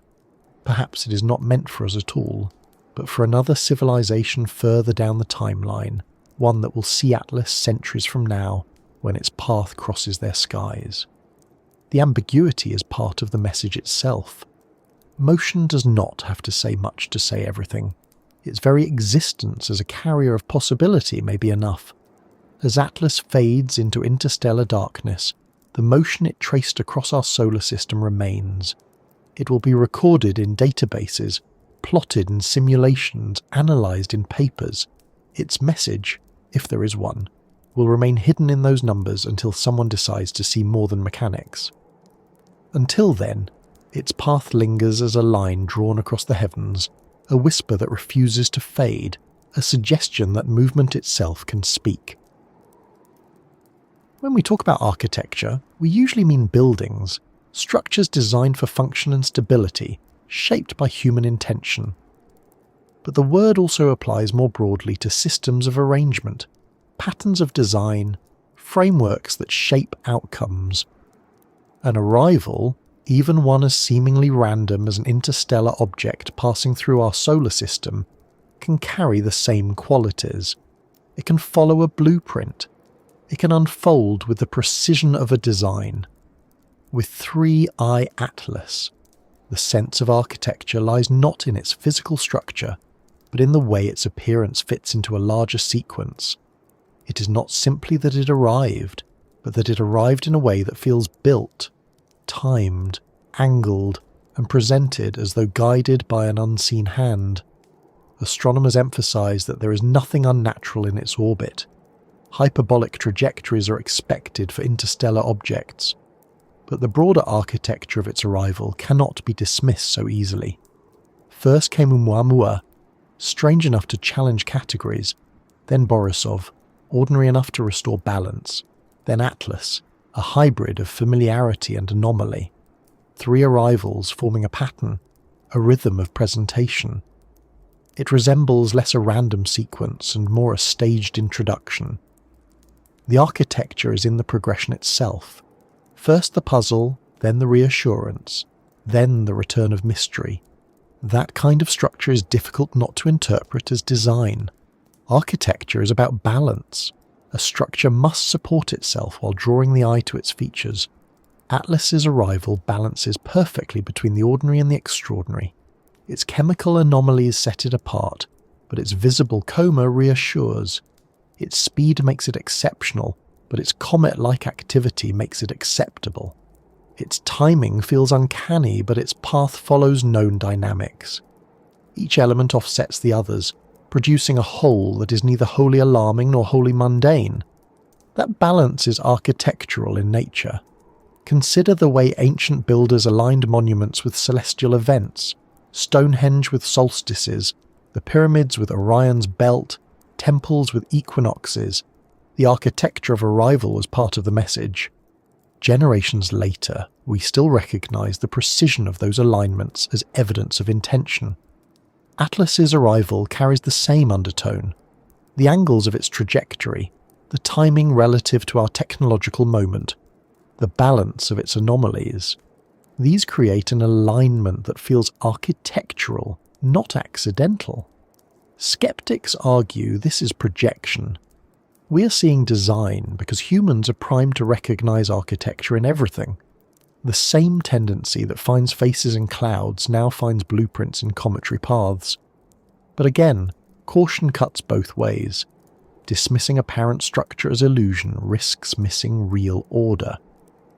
The history of astronomy is filled with examples where architecture was first denied, then later admitted. The orbits of planets once seemed chaotic until Kepler revealed their elliptical architecture. The distribution of galaxies once looked random until Hubble revealed cosmic structure. The architecture of arrival may be another such case, waiting for recognition. The architecture reveals itself most clearly in sequence. A single anomaly can be dismissed. 2 can be chalked up to chance. 3 begin to suggest structure. Oumuamua, Borisov, Atlas. Together they form a triad that feels deliberately arranged. The first to provoke speculation, the second to reassure, the third to escalate again. The rhythm is too neat, too balanced, too narratively compelling to ignore. If it were a story told in words, we would recognise it instantly as deliberate pacing. That the story is told in arrivals does not erase the possibility of design. Even if no intelligence is behind it, the architecture may still be real. Natural processes can produce structured outcomes. A cluster of interstellar debris ejected from the same region of the galaxy could arrive in waves, producing the appearance of deliberate staging. The solar system might be passing through such a stream now, creating a rhythm of arrivals that feels planned. In this sense, the architecture of arrival is not about artificiality, but about the deeper structures of galactic dynamics. Either way, architecture exists, whether carved by intelligence or by natural processes. Architecture also implies purpose. A building is not erected without reason. An arrival shaped by architecture, natural or artificial, suggests that something is being revealed, whether about the galaxy's dynamics or about intentions beyond our understanding. Atlas does not arrive alone. It arrives as part of a sequence, and that sequence carries the weight of implication. If this is architecture, then what is being built? A new understanding of interstellar diversity, a gradual unveiling of contact, a framework we cannot yet comprehend. The questions are unavoidable once the architecture is recognised. One of the most unsettling aspects of this architecture is its subtlety. It does not announce itself with certainty. It does not declare intention openly. Instead, it lingers in the edges of probability, hiding in statistical noise, visible only to those who look closely. That subtlety may be its most important feature. Architecture meant to endure is rarely blunt. It embeds itself in alignments, proportions and rhythms that survive the erosion of time. Atlas's arrival, nestled between its predecessors, may be the first pillar of a structure that will only be recognisable centuries from now. The architecture of arrival may not be about galactic timescales at all. It may be about ours. The structures we see in its timing and sequence are architectural because they match the rhythms of human recognition. Too slow, and we would forget. Too fast, and we would panic. Balanced as they are, the arrivals feel paced, as if the architecture is meant not for the galaxy, but for us. And this is what makes the architecture of arrival so difficult to dismiss. Even if no intelligence shaped it, its resonance with human perception ensures it functions as if it were designed. The alignment of timing, trajectory, and chemistry creates a structure of meaning, whether intended or not. Atlas fits into that structure with uncanny precision. Its arrival feels less like a random event and more like a cornerstone in a larger design, one that has only just begun to take shape. As it recedes into darkness, the architecture remains, lines plotted on star charts, dates entered into records, sequences discussed in papers. Each arrival adds another element to the structure. Whether we call it coincidence, dynamics, or design, the architecture exists because we cannot ignore the framework it creates. And once an architecture is seen, it cannot be unseen. Atlas has joined the structure, and the building continues even if we do not yet know what is being built. The universe is not generous with its timing. Most of the cosmos unfolds on scales far larger than human lives, far slower than human patience. Stars live for billions of years. Galaxies drift and collide over spans beyond our comprehension.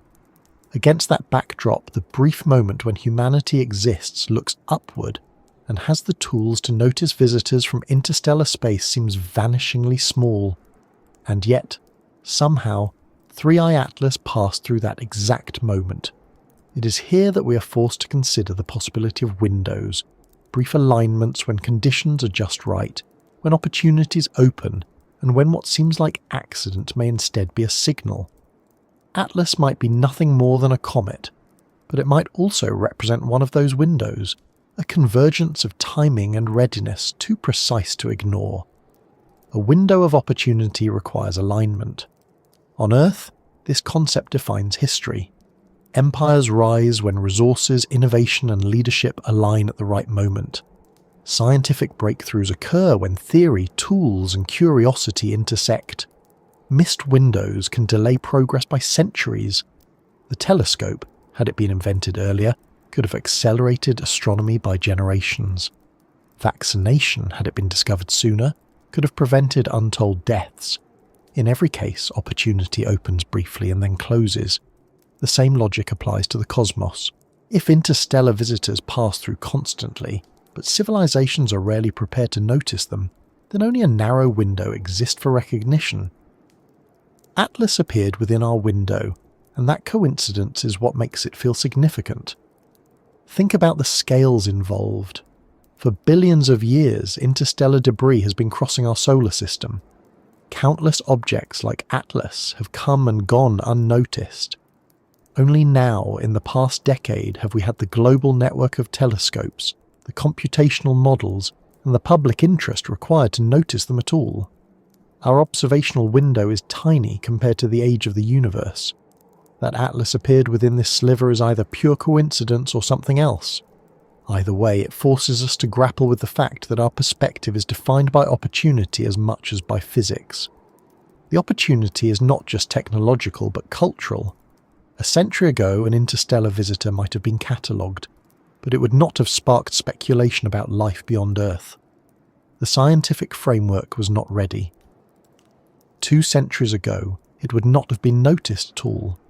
Only now, when humanity debates the Fermi paradox, hunts for exoplanets, and wonders about cosmic company, does an interstellar comet carry implications beyond mechanics. The cultural window is open, and Atlas stepped into it. That is why its arrival feels less like an accident and more like timing too precise to dismiss. Astronomers push back, arguing that windows of opportunity are inevitable.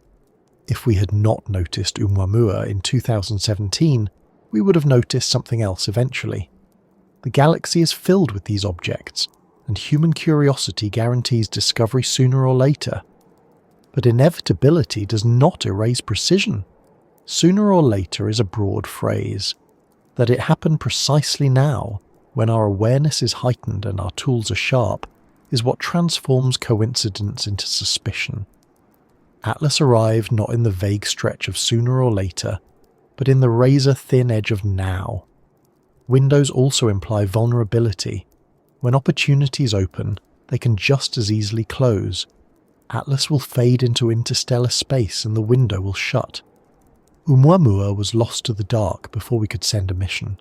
Each arrival is a fleeting chance, one that must be seized or lost forever. That fleeting quality amplifies suspicion.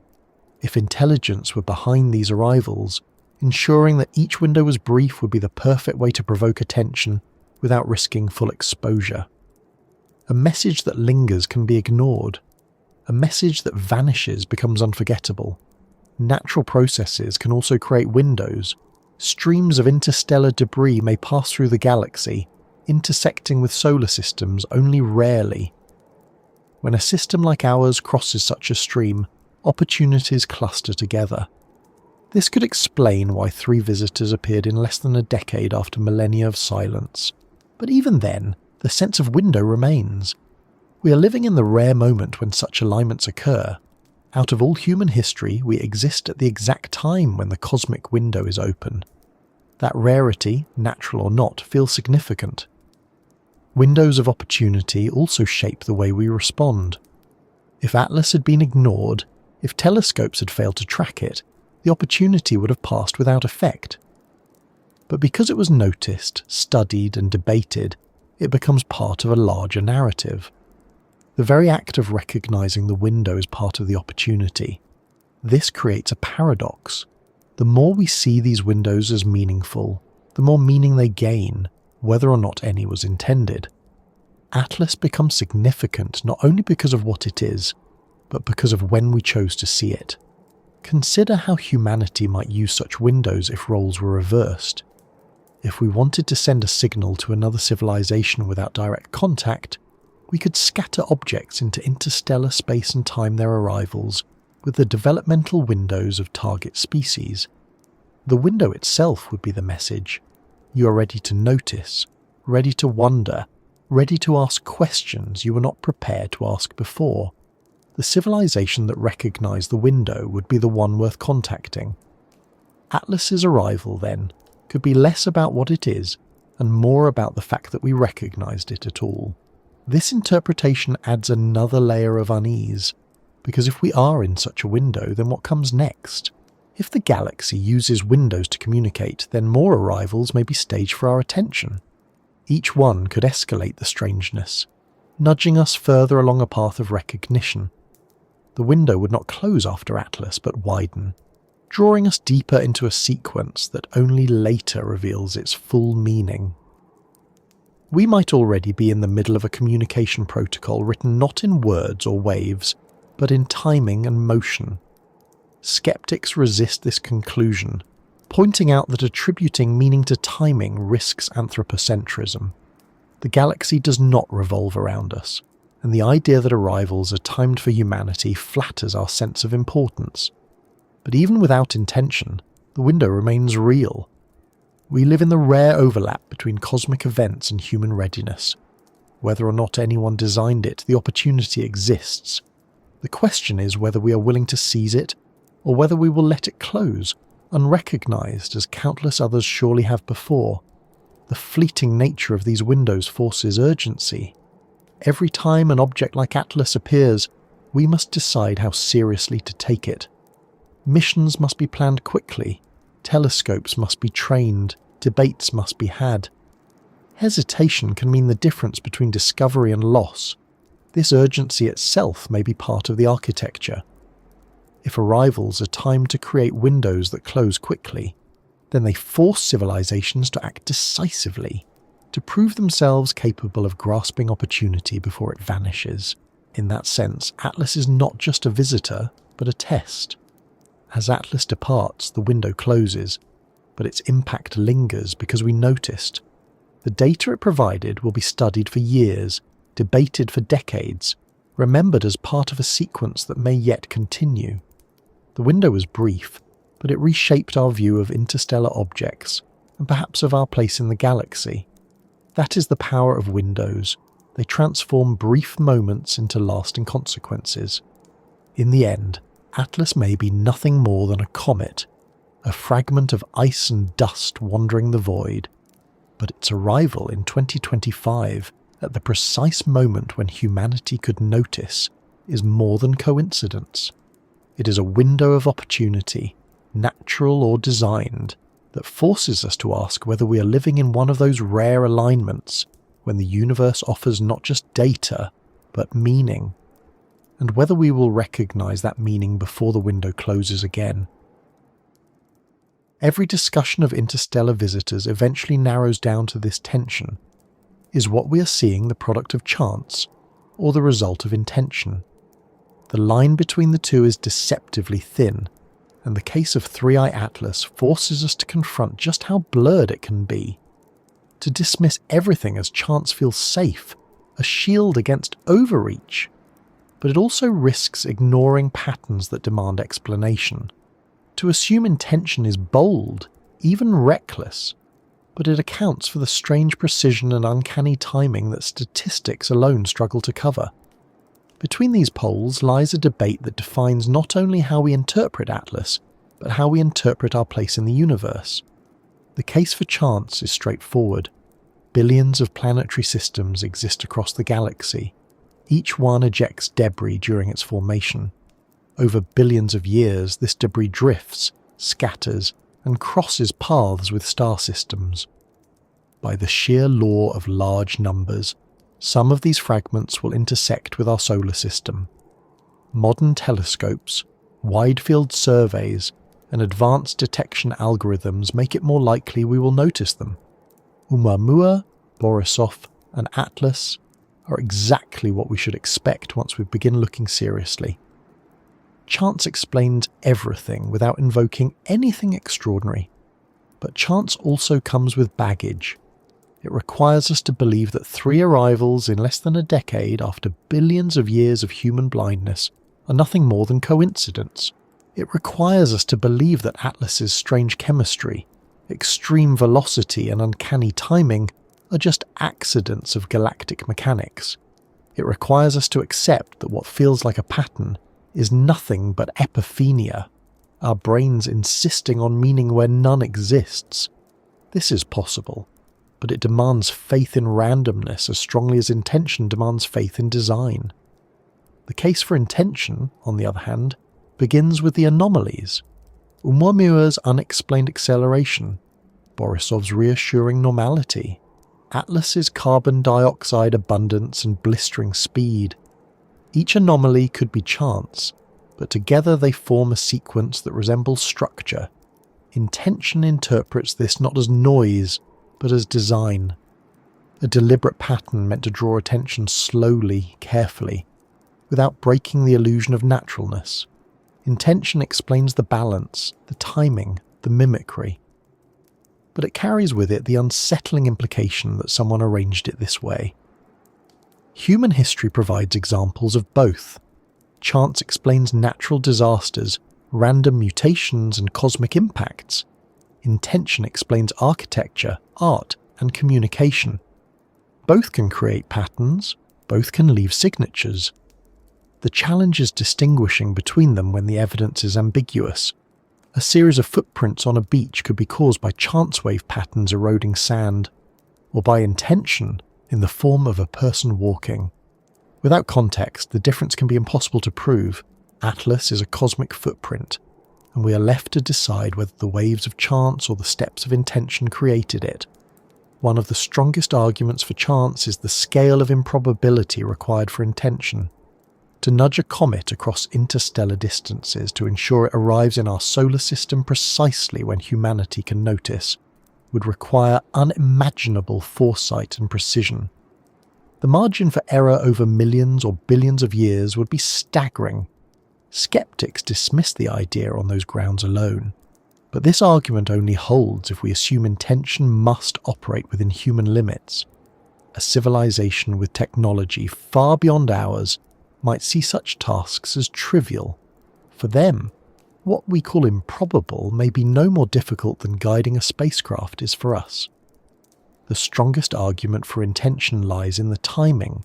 Oumuamua in 2017, Borisov in 2019, Atlas in 2025. All within the brief century when humanity has the capacity to detect and debate them. The alignment is suspiciously precise. If chance alone were at work, we might expect arrivals scattered across centuries, with some missed entirely. Instead, they appear clustered in a sequence that coincides perfectly with our technological awakening. Intention explains this as deliberate pacing. Chance struggles to explain why randomness has been so generous to us now after so much silence before. This debate between chance and intention echoes larger philosophical questions. Is the universe indifferent? or is it purposeful? Are we the products of random mutation shaped by natural selection, or does life itself hint at design woven into the fabric of reality? Science leans heavily on chance, and with good reason. Randomness is measurable, testable, and predictive. Intention, unless proven, risks slipping into unfalsifiable speculation. But when chance stretches itself to cover alignments that feel too neat, intention begins to whisper louder. It is worth considering that chance and intention may not be opposites, but collaborators. A sequence of interstellar visitors may begin as chance, ejected naturally from planetary systems. But their timing, their trajectories, their presentation, those could be nudged by intention. A civilization might not create the objects but redirect them, not sculpting debris from scratch, but repurposing what already exists. In that hybrid model, chance provides the raw material, intention provides the arrangement. Atlas could be such a hybrid. A comet at its core, but one whose arrival was shaped to intersect with our awareness. Even within natural explanations, intention-like qualities emerge. Galactic dynamics create streams of debris that pass through systems in waves. These waves can mimic pacing, creating clusters of arrivals that feel deliberate. Nature itself often produces outcomes that resemble design, from the fractal patterns of snowflakes to the orbital resonances of moons. In this sense, the universe blurs the line between chance and intention, producing architectures that can be mistaken for either. Atlas may be another such blur, natural in origin but so well timed that it mimics the effect of deliberate messaging. The danger lies in overcommitting to one side. If we assume only chance, we risk missing signals hidden in patterns. If we assume only intention, we risk seeing intelligence where none exists. The truth may lie in a balance we cannot yet define. Atlas, like Oumuamua before it, sits in that grey zone, too strange for comfort, too ordinary for certainty. It forces us to hold both possibilities at once, to resist collapsing into easy conclusions. What makes Atlas particularly unsettling is that the debate itself feels engineered. If it were entirely natural, it might have been unremarkable, like countless other comets. If it were entirely artificial, it might have carried unmistakable signatures of design. Instead, it provokes precisely the kind of argument that keeps it alive in memory and discourse. That ambiguity may be the point. Whether by chance or intention, the result is the same. We are forced to wrestle with meaning. In the end, the debate between chance and intention may not be resolved by data alone. Statistics can describe probabilities, but they cannot prove purpose. Physics can map trajectories, but it cannot assign meaning. The decision rests on interpretation, and interpretation is shaped by perspective. To one observer, Atlas is a comet, nothing more. To another, it is a message hidden in motion. Both views are valid within their own frameworks, and neither can claim certainty. But what is certain is this: Atlas has unsettled the boundary between chance and intention. It has forced us to question whether coincidence is enough to explain what we're seeing, or whether purpose lurks beneath the surface.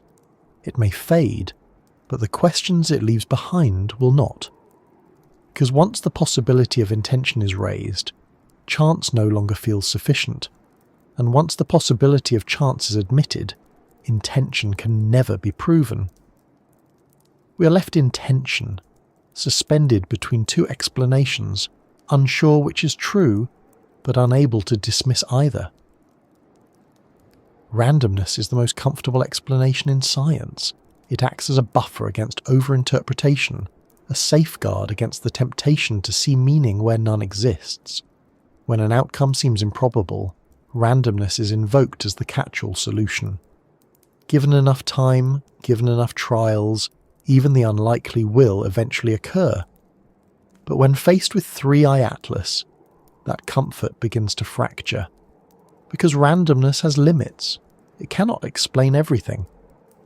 And the more closely one examines the details of Atlas, the more obvious it becomes that randomness alone may not be enough.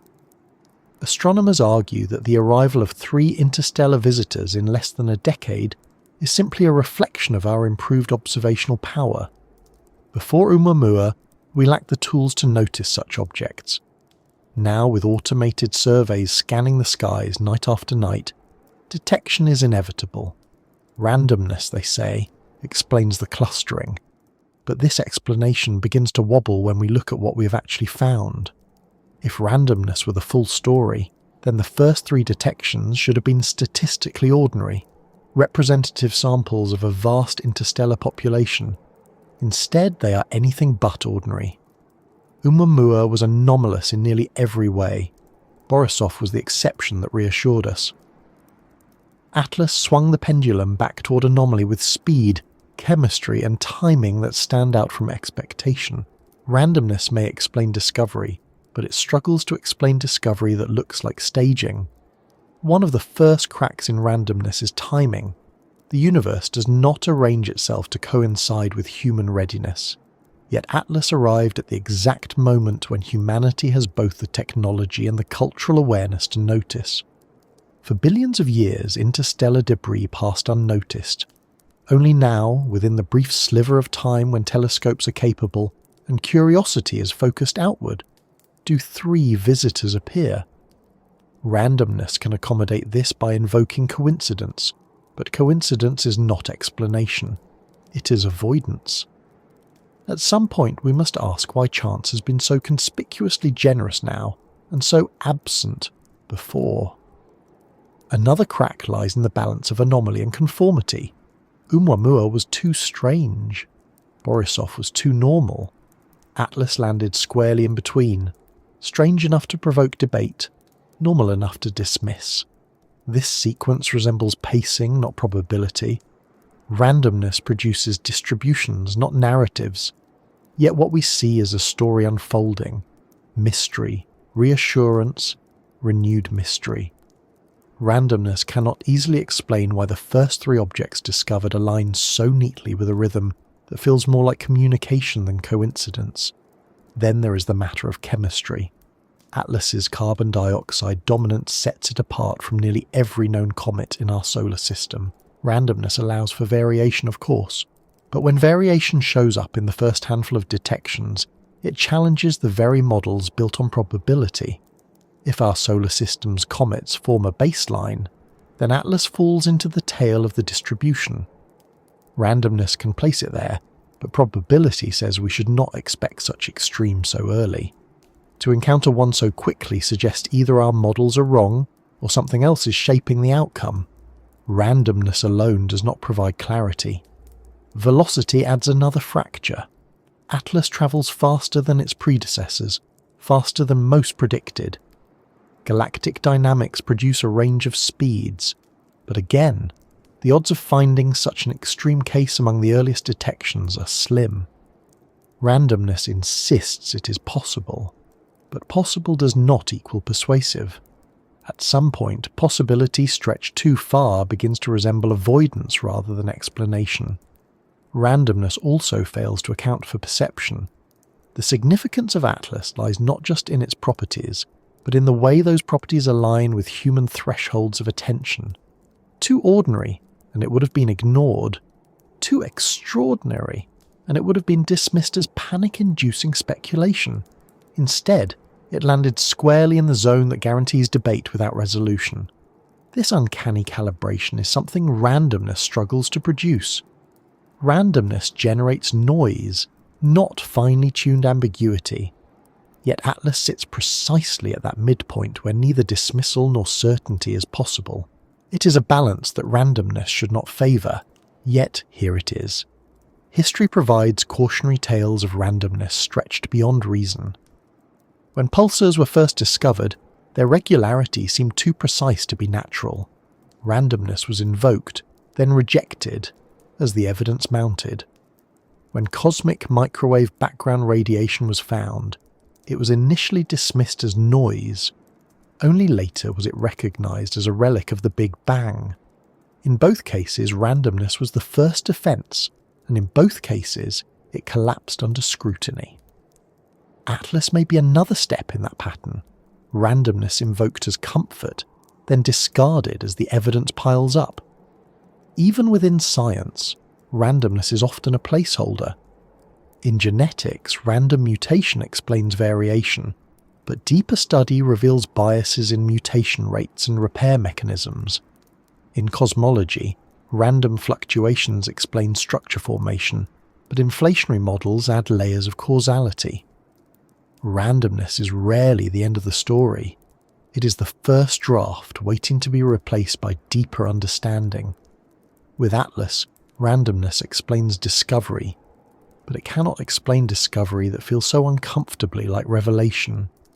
It is important to note that rejecting randomness does not mean embracing artificiality outright. It may simply mean that natural processes are more structured than we assumed.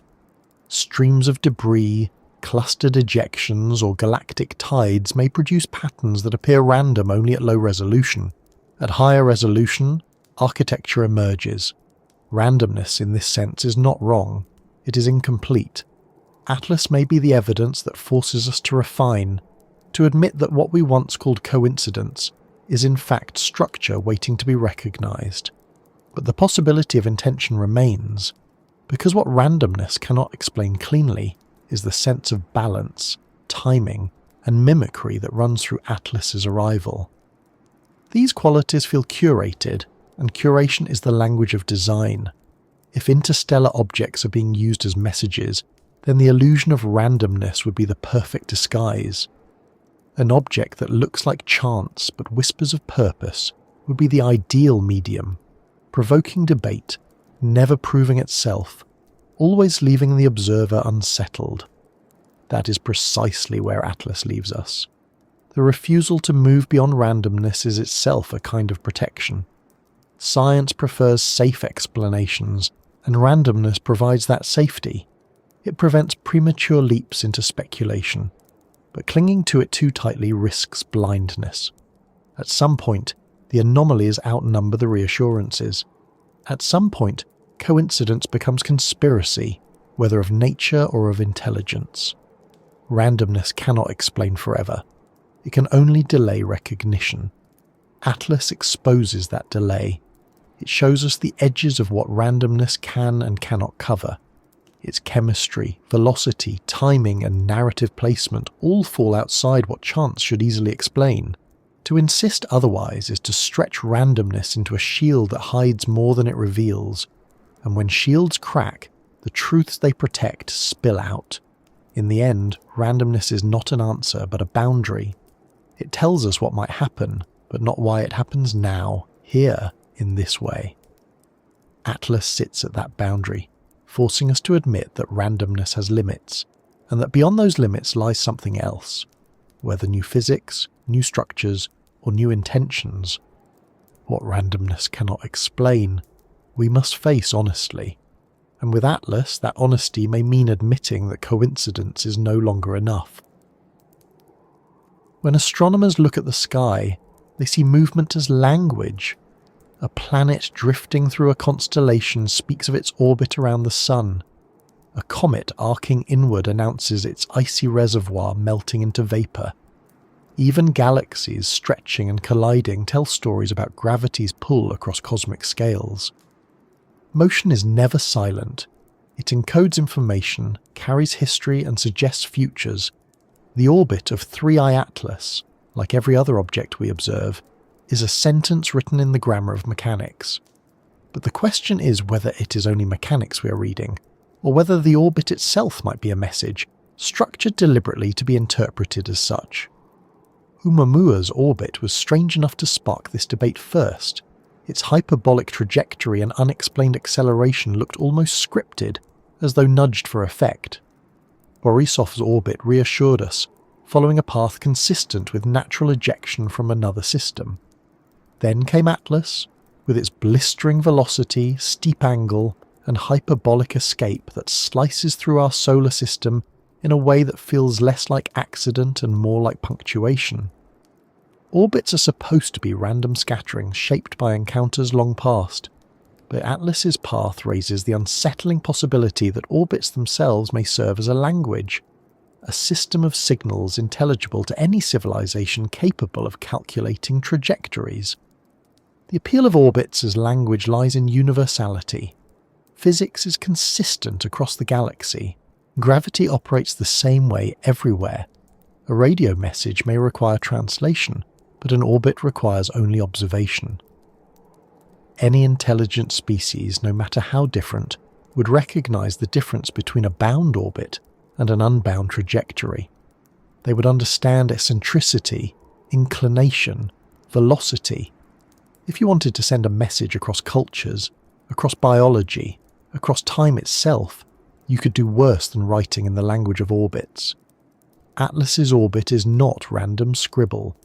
It enters the solar system from the constellation Lynx, cuts a steep path near the Sun, and exits toward Hercules. That arc across our sky is geometry, and geometry can encode intent. The precision of its speed and angle ensures visibility while preventing capture. It allows us to study it, but not to keep it. That balance itself carries the flavour of communication. The orbit tells us, "Here I am, but you cannot have me. Look closely, but only briefly." A fleeting phrase written in gravity, fading as quickly as it appeared. The idea that orbits can carry meaning is not as far-fetched as it sounds. In our own solar system, orbital resonances tell complex stories. The moons of Jupiter lock into ratios that stabilize their motion. Saturn's rings carry wave patterns shaped by embedded moons. Even Pluto and Neptune share an orbital resonance that prevents collision, a silent agreement enforced by gravity. These patterns look intentional because they are structured, though no intelligence arranged them. If natural orbits can mimic design, then artificial design could mimic natural orbits just as easily. The line between the two blurs, leaving us to wonder whether Atlas falls on one side or the other. What makes Atlas suspicious is not its orbit alone, but the context of its orbit. In the short span since we began noticing interstellar objects, the three we have tracked form a sequence too compelling to ignore. The first puzzling, the second ordinary, the third puzzling again. Their orbits are different, but together they form a rhythm. It is as though the galaxy itself were speaking in orbits, each visitor a syllable in a phrase too large for us to yet decipher. If this is language, then Atlas is part of a sentence not yet complete. Skeptics dismiss this, reminding us that probability distributions can produce apparent rhythm without underlying meaning. Random scatter occasionally produces symmetry. Noise occasionally produces music. But this explanation only works if we are willing to believe that the earliest examples we encounter just happen to fall into narrative structure. That is possible, but it also feels suspiciously like the kind of alignment language is meant to produce. Orbits, when seen as words, fit together too neatly. Chance, when stretched too far, begins to sound like avoidance. The notion of orbital language also raises deeper implications. If civilizations could manipulate comets or asteroids, nudging their orbits slightly, they could embed information in those paths. A series of objects passing through a system at timed intervals could form a code. Variations in inclination, eccentricity or velocity could represent syntax. To the unready, they would look like random comets. To the ready, they would look like communication. This is speculation, but speculation grounded in possibility. Humanity already alters orbits, adjusting spacecraft with precision. What we do on small scales today, others could do on cosmic scales tomorrow. Even if no intelligence is behind Atlas, its orbit still speaks. It tells us about its origin, its journey, its history of encounters with stars and clouds. That story alone is valuable, revealing the dynamics of regions far beyond our solar system. But when the story overlaps with human thresholds of perception, when the orbit is just right to pass within range of our instruments, just fast enough to escape but not so fast as to be invisible, it begins to feel less like autobiography and more like dialogue. a conversation written not in sound but in motion.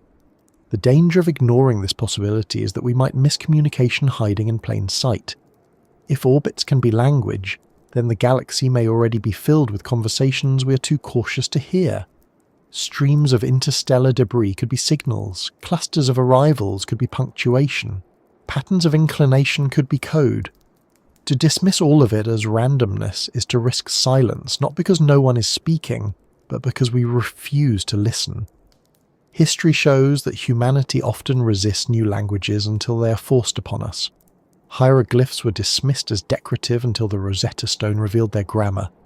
Quasars were ignored as noise until their spectra were decoded. Even DNA, the language of life itself, was once unknown, its meaning unread until the right key was found.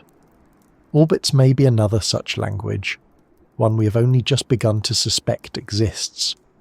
Atlas may be our Rosetta Stone, hinting that what we have long treated as mechanics may also be communication. Of course, this interpretation risks projection. We are meaning-making creatures, eager to impose language where there may be none. But again, caution cuts both ways. To deny the possibility entirely is as dangerous as to embrace it too quickly. The balance lies in recognizing that orbits, whether natural or not, do carry information, and that information may be richer than we assume. Atlas, in its brief passage, writes across our sky in curves and angles we cannot ignore. Whether those curves are words remains the question. What is undeniable is that orbits shape our interpretation of the cosmos. They are the grammar of motion, the rules by which matter communicates with gravity. Atlas has spoken in that grammar, leaving behind a phrase we will debate for decades. It may fade into the dark, but its orbit remains recorded, plotted, analysed, a permanent entry in the lexicon of interstellar objects. Whether we choose to read it as chance or as message is up to us. But once seen as language, orbits can never again be viewed as silent. Probability is one of science's most powerful tools. It allows us to measure uncertainty, to describe outcomes that are not certain but possible, to distinguish between the unlikely and the impossible. Astronomers rely on probability to interpret detections, to predict discoveries, to separate signal from noise. But probability is also dangerous because it can disguise ignorance with the illusion of knowledge. When faced with an anomaly like 3i Atlas, probability offers comfort. It tells us that unlikely events are still expected, that coincidences happen, that nothing more is required than chance. Yet probability is also a mirage. It can look like clarity from a distance, only to vanish when approached too closely. Atlas exposes that mirage by sitting at the edge of expectation, simultaneously explainable by probability and resistant to it. When Oumuamua was discovered, astronomers were quick to revise their models. Before 2017, the estimated number of interstellar objects passing through the solar system was low. After Oumuamua, those estimates jumped dramatically. Suddenly, trillions of such objects were thought to wander the galaxy. Probability models said this was normal, even expected. Borisov seemed to confirm the revision. Then Atlas appeared, and probability was invoked again. 3 in less than a decade was unlikely, but not impossible, given new estimates. Each time, probability stretched itself to cover the anomaly. Each time, the explanation looks solid until you examine the details. The mirage lies in how probability is used. Models are built on assumptions, and when anomalies appear, the assumptions are adjusted to preserve the framework. This is legitimate science, but it risks circular reasoning. If the number of interstellar objects must be revised upward every time we encounter an unexpected visitor, then the models are not predicting reality. They are being retrofitted to it. Probability, in this sense, becomes a mirage, always explaining, never anticipating. Atlas is another step in this cycle. Its anomalies are absorbed by stretching the probabilities, but the stretch itself reveals how fragile the comfort is. Consider the chemistry of Atlas. Its abundance of carbon dioxide places it at the extreme end of expectations. Probability says such outliers must exist, and eventually we will encounter them. But encountering one so quickly, within the first 3 detections, strains the logic. If the distribution is broad, we should have seen more ordinary examples first. Instead, the rare appears immediately, undermining the comfort of probability. The mirage insists that rarity is expected, but it does not explain why rarity dominates so early. The same applies to velocity. Atlas moves faster than its predecessors, sitting in the tail of the speed distribution. Probability accounts for tails, but tails are by definition rare. To find one so soon is like rolling a die 3 times and landing on 6 twice. Possible, yes, but when the improbable appears repeatedly in a small sample, probability shifts from explanation to excuse. The mirage reassures us that nothing unusual is happening, but the desert beneath it remains dry of real clarity. Timing is another crack. The odds that humanity would notice 3 interstellar visitors in less than a decade, all within the narrow span of technological readiness, are low. Probability stretches to cover it, invoking detection bias and improved surveys.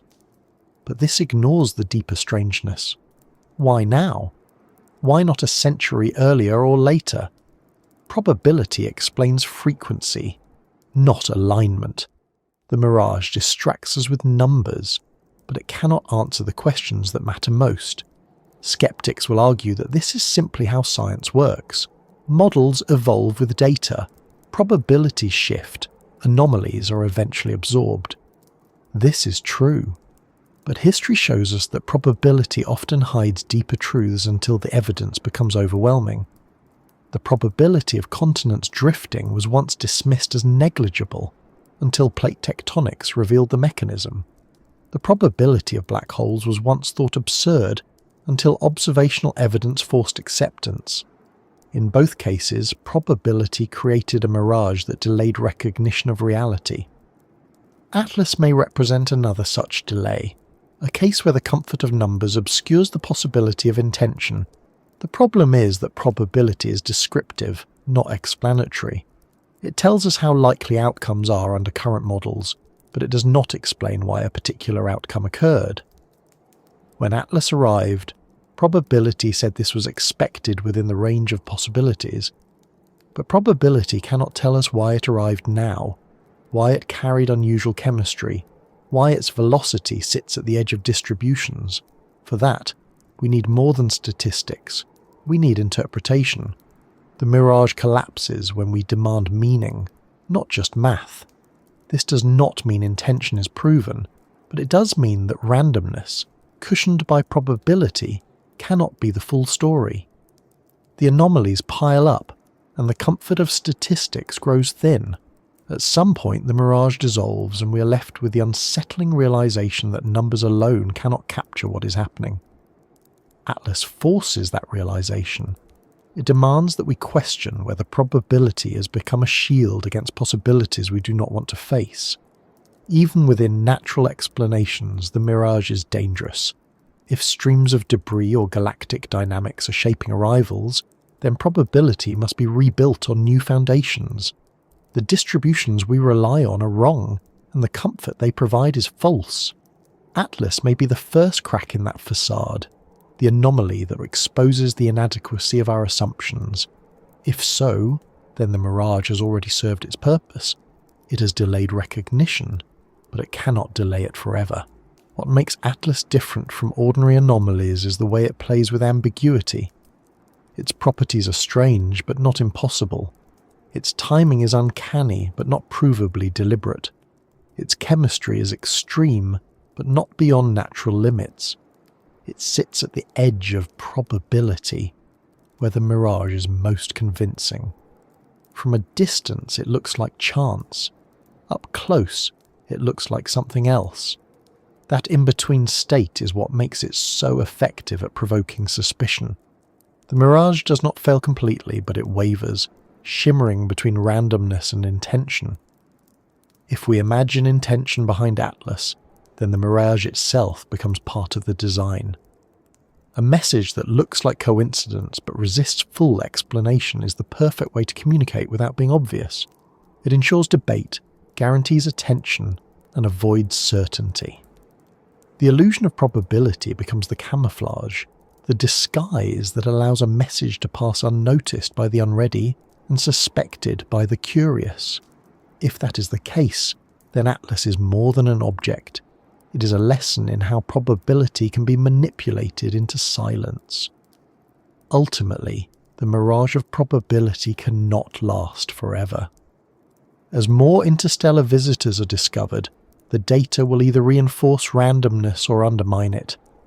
If future arrivals look ordinary, chance regains strength. If they continue to look anomalous, the mirage collapses. Atlas is not the conclusion of this debate, but the middle point, the shimmering heat on the horizon that may turn out to be water or may vanish as we approach. What it has already proven, however, is that probability is not enough. It cannot explain timing. It cannot explain balance. It cannot explain the uncanny calibration of anomaly and conformity. It can describe distributions, but it cannot resolve meaning. That is the boundary we now face. Atlas has revealed the edges of probability, and beyond those edges something else waits, whether natural structure, hidden order, or deliberate design. The mirage fades when we admit that randomness dressed in numbers does not tell the whole story. When we think about intelligence, we usually picture clarity, a message broadcast across the stars, a spacecraft with obvious structure, signals or artifacts that leave no doubt about their origin. But what if intelligence works in the opposite way? What if the most effective strategy is not to announce itself openly, but to hide beneath the appearance of chaos? A message too obvious risks rejection, fear, or destruction. A probe too alien risks being ignored or attacked. But an object that looks natural, behaves mostly like debris, and yet contains anomalies subtle enough to provoke suspicion. That is an artifact that can endure.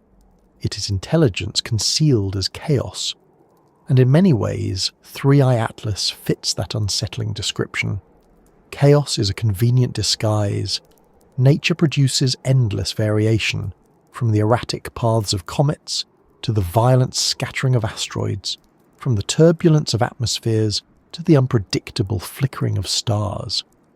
Within that variety, anything unusual can be explained away as accident.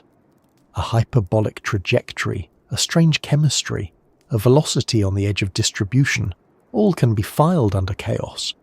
The more diverse the universe appears, the easier it is for intelligence to hide within it. Atlas, with its mix of ordinary cometary behavior and peculiar extremes, embodies this principle. It looks like chaos, but it whispers of something more. When one were set the stage for this suspicion, its strange acceleration, unaccompanied by a visible coma, seemed chaotic but carried the flavour of control. Borisov calmed the waters by fitting perfectly into expectations, pure cometary behaviour with no need for speculation. Then Atlas arrived, walking the line between. Its outgassing reassured astronomers, but its chemistry and speed reignited unease. If intelligence were at work, this sequence would be ideal. Too much order, and the message is obvious. Too much strangeness, and the message is dismissed as impossible. But chaos with hints of intention, that is the balance that ensures attention without certainty. The idea that intelligence might conceal itself in chaos is not far-fetched. Humans do it constantly. Codes are hidden within noise to prevent interception. Military signals are masked by random patterns to avoid detection. Even in communication, ambiguity can be used strategically, forcing the listener to lean closer, to pay attention, to interpret. Chaos becomes a medium, not a barrier. If humanity employs this strategy on Earth, why should we not expect others to use it on cosmic scales? Atlas's anomalies play directly into this. Its high carbon dioxide content makes it stand out from solar system comets, yet not so much that it cannot be explained by exotic formation environments. Its velocity pushes it to extremes, but not impossibly so. Its timing feels uncanny, but still falls within the range of coincidence. Each anomaly is balanced perfectly between explainable and suspicious, ensuring that chaos is always the first explanation, while intelligence remains the nagging second. If concealment were the goal, this is exactly how it would be done. The unsettling part is how effective the strategy is. Scientists lean on chance because it is safe. Probability explains anomalies without requiring extraordinary claims. The chaos of nature is vast enough to accommodate almost anything. Intelligence concealed within that chaos becomes nearly impossible to prove. The disguise is not in denying anomalies, but in ensuring they remain just plausible enough to be dismissed. Atlas is a masterclass in that ambiguity. History shows us that chaos has long served as a mask for intelligence. Early cryptography relied on randomness to conceal meaning. The Enigma machine in World War II generated outputs that looked chaotic but were structured beneath the surface. Only those with the right key could see the order. To everyone else, it was indistinguishable from noise. If interstellar intelligence uses a similar strategy, then anomalies like Atlas may be keys hidden in plain sight. Without the right framework, we see only chaos. With it, we might see messages. This raises the possibility that Atlas is not unique, but part of a broader system of concealed intelligence. Streams of interstellar objects could pass through countless star systems, each carrying subtle anomalies disguised as chaos. Civilizations unready to interpret them would dismiss them as random. Civilizations ready to suspect would see the patterns. In this way, communication occurs selectively, filtered not by who receives the message, but by who notices the disguise. Atlas may simply be our first glimpse of such a system. Skeptics push back, warning that this is anthropocentric. The universe is chaotic because of physics, not because of intention. To imagine intelligence hiding in chaos is to project human strategies onto alien contexts. But the projection may not be misplaced. Intelligence, wherever it arises, must adapt to its environment. In a universe dominated by chaos, concealment within it is not only plausible but logical. It offers protection, ambiguity, and endurance. If we would use chaos to hide, why wouldn't others? The effectiveness of chaos as a disguise also lies in perception. Humans are wired to seek order, but when faced with too much complexity, we retreat to randomness as explanation. We accept chaos as natural, even when anomalies linger. This psychological tendency makes us vulnerable to deception by design. Atlas exploits this perfectly. Each anomaly can be explained by invoking randomness, and so most people stop there. But the accumulation of anomalies makes randomness less convincing, and suspicion grows. The disguise is effective, but not perfect. An imperfection may be the point. It ensures we notice even if we cannot prove. What makes this possibility most unsettling is the way it reframes our search for extraterrestrial intelligence. We expect signals, clear, undeniable, obvious. But if intelligence prefers concealment, then signals may never arrive. Instead, the evidence would look like Atlas, objects that mimic natural behavior while slipping just far enough from expectation to provoke curiosity. The communication would not be in words or waves, but in the careful balance between chaos and order. That balance is what we are seeing now, and we may be failing to recognize it because we insist on clarity where ambiguity is the true medium. Even if Atlas is natural, the lesson remains. Chaos is never absolute. Every orbit, every composition, every anomaly carries information. To dismiss all of it as randomness is to blind ourselves to possible meaning. Intelligence concealed as chaos may be rare, or it may be everywhere. Either way, Atlas reminds us that what looks like accident may be arrangement, and what looks like noise may be signal. The challenge is deciding when chaos is enough, and when chaos itself is the disguise. Atlas will vanish into interstellar space, and debates about its nature will fade with it. But the suspicion it leaves behind will not. Because once the idea of concealed intelligence is raised, Chaos no longer feels entirely safe. Every anomaly becomes suspect, every coincidence questionable. The disguise may never be proven, but it cannot be unconsidered. Atlas ensures that from now on, every interstellar visitor will carry the same question. Are we seeing debris or are we seeing disguise? Astronomy has always been built on a single assumption, that we are the ones doing the observing. From the first humans who mapped constellations onto the night sky, to the telescopes that scan for faint galaxies at the edge of visibility, the premise has been simple. We look outward, we measure, we interpret. The universe is indifferent, and we are the ones who assign meaning to its silence. But what if this assumption is wrong? What if the very act of observation invites reciprocity? What if, by watching the cosmos, we have revealed ourselves, and objects like 3i Atlas are not merely passers-by, but instruments watching us in return? The unsettling possibility is that in becoming observers, we have also become the observed. The idea first emerges from timing. Oumuamua was discovered in 2017, at the very moment when our telescopes became powerful enough to catch faint interstellar objects. Borisov followed 2 years later, reassuring but notable. Then Atlas arrived in 2025, fast and strange, precisely when our attention to the skies is more intense than ever. Each discovery coincides not just with technological capacity, but with cultural readiness.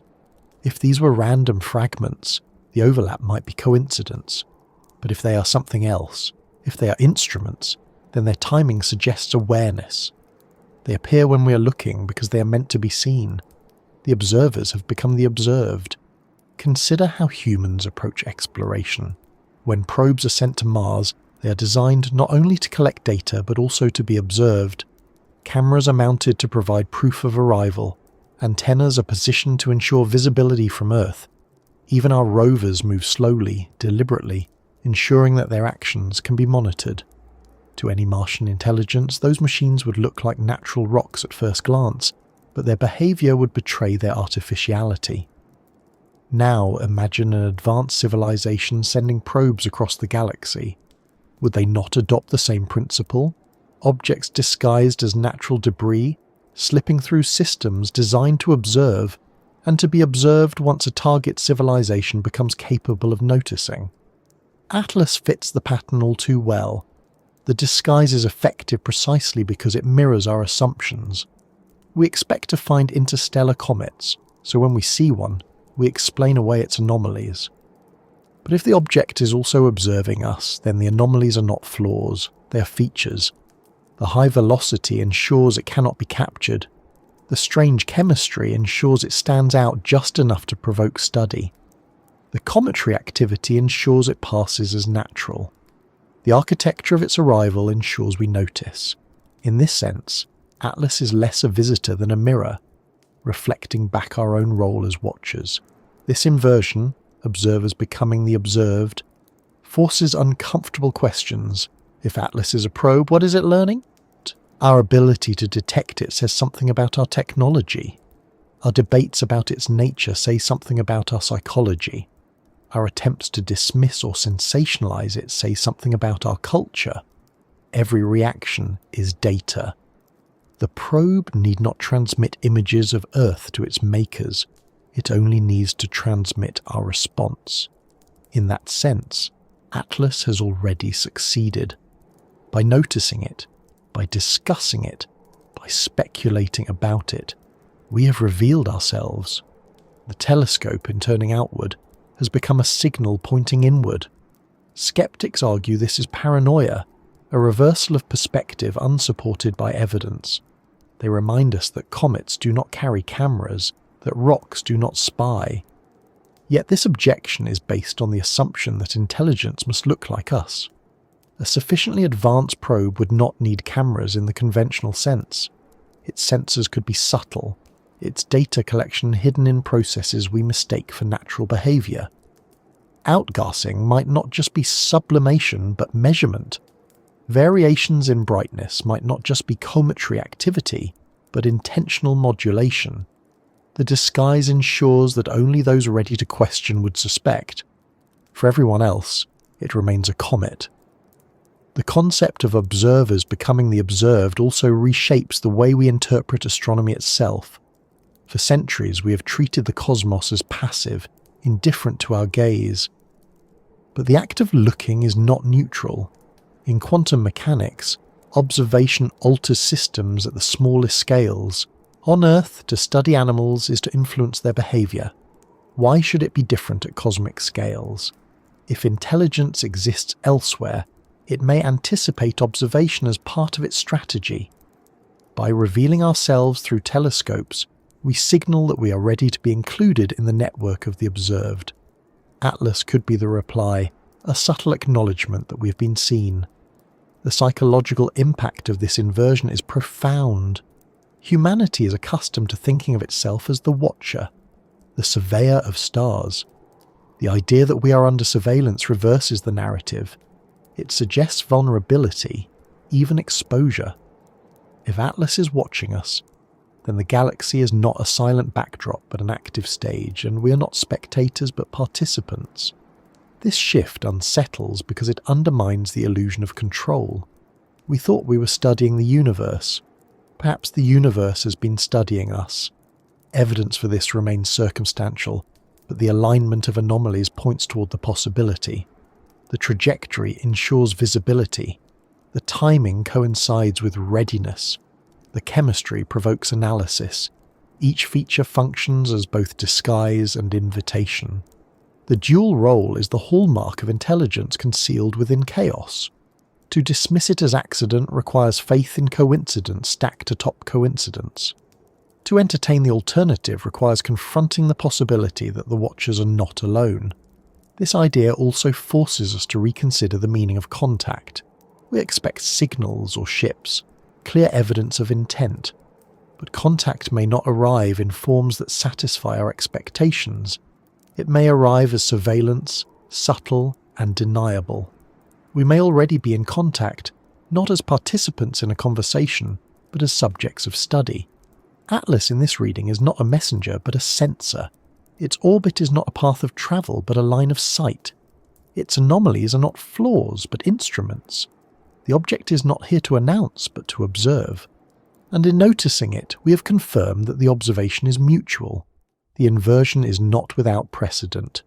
Humanity has already become the observed in ways we did not anticipate. Satellites orbit Earth, not only providing services but also watching, mapping, measuring. Entire industries depend on the data they collect, often without our awareness. To an outside observer, our skies are filled with natural-looking objects, metallic rocks, silent dots against the stars. Only when examined closely do their functions become clear. Atlas may be the cosmic equivalent, indistinguishable from debris until its anomalies betray deeper purpose. The unsettling implication is that this may not be new. Interstellar visitors may have been passing for eons, unnoticed until now. Our readiness to detect them does not create them, it only reveals them. In that sense, becoming observers has always meant becoming observed. We just lacked the capacity to recognize it. Now, with telescopes scanning the skies constantly, we have stepped into reciprocity. The moment we saw outward clearly, we were seen in return.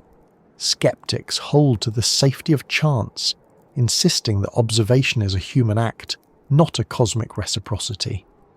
But this objection feels increasingly fragile. The alignment of anomalies, the uncanny timing, the balance of mimicry, all point toward a framework larger than coincidence. Even if Atlas is natural, the shift in perspective it forces is real.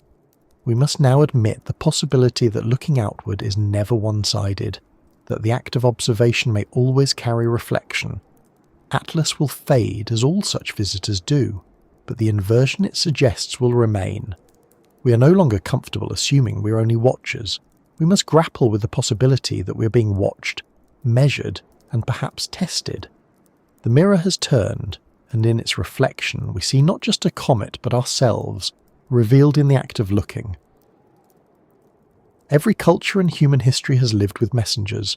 Couriers carried clay tablets, scrolls and sealed letters. Fires lit on mountaintops spread warnings faster than horsemen could ride.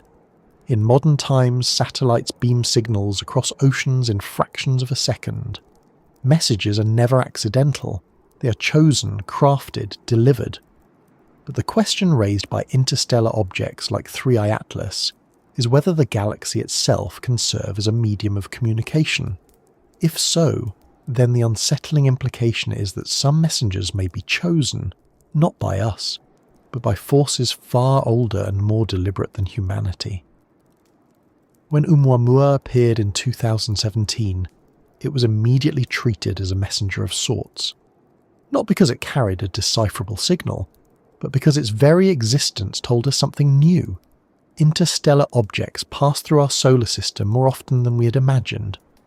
Borisov in 2019 reinforced that lesson, behaving like a textbook comet, reminding us that the galaxy is rich with drifting debris.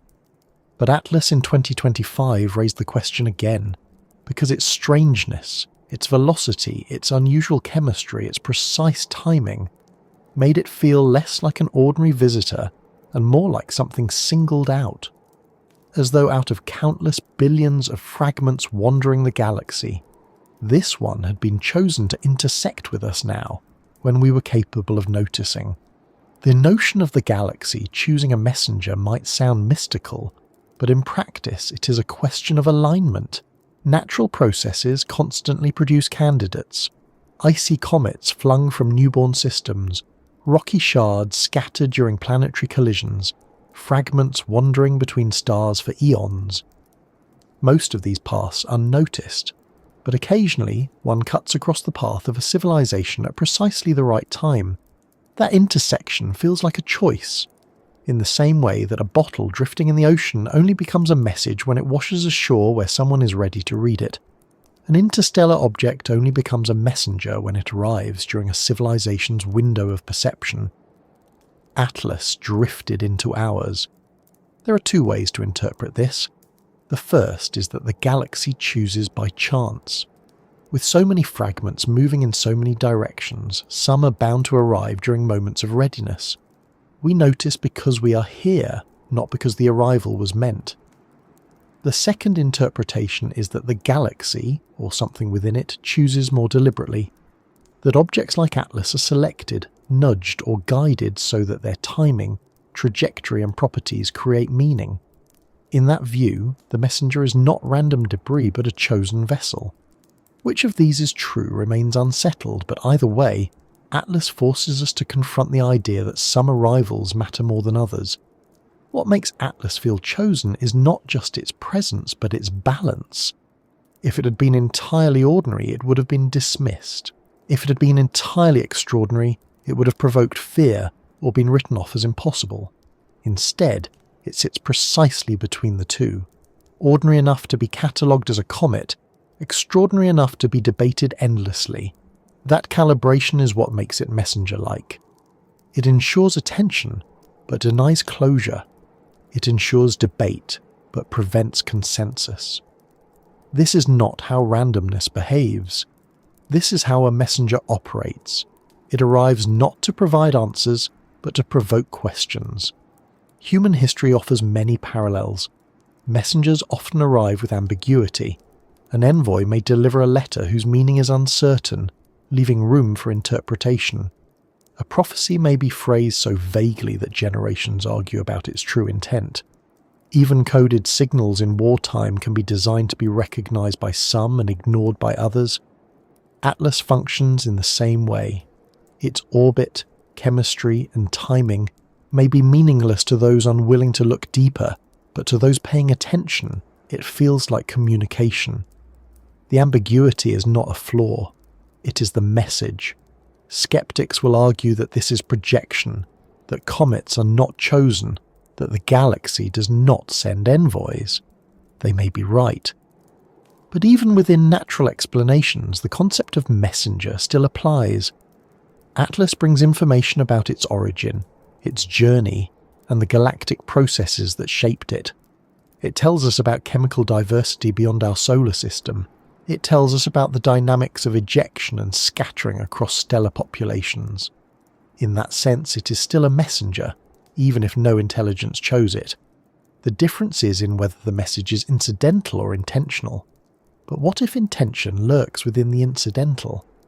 A civilization capable of manipulating comets could hide messages in their composition, their motion, or their sequence. Atlas's carbon dioxide dominance could be chemistry, or it could be signal. Its timing could be coincidence, or it could be calibration. Its orbit could be random, or it could be choreography. A messenger disguised as a comet would be indistinguishable from the real thing, except for anomalies subtle enough to hint at design.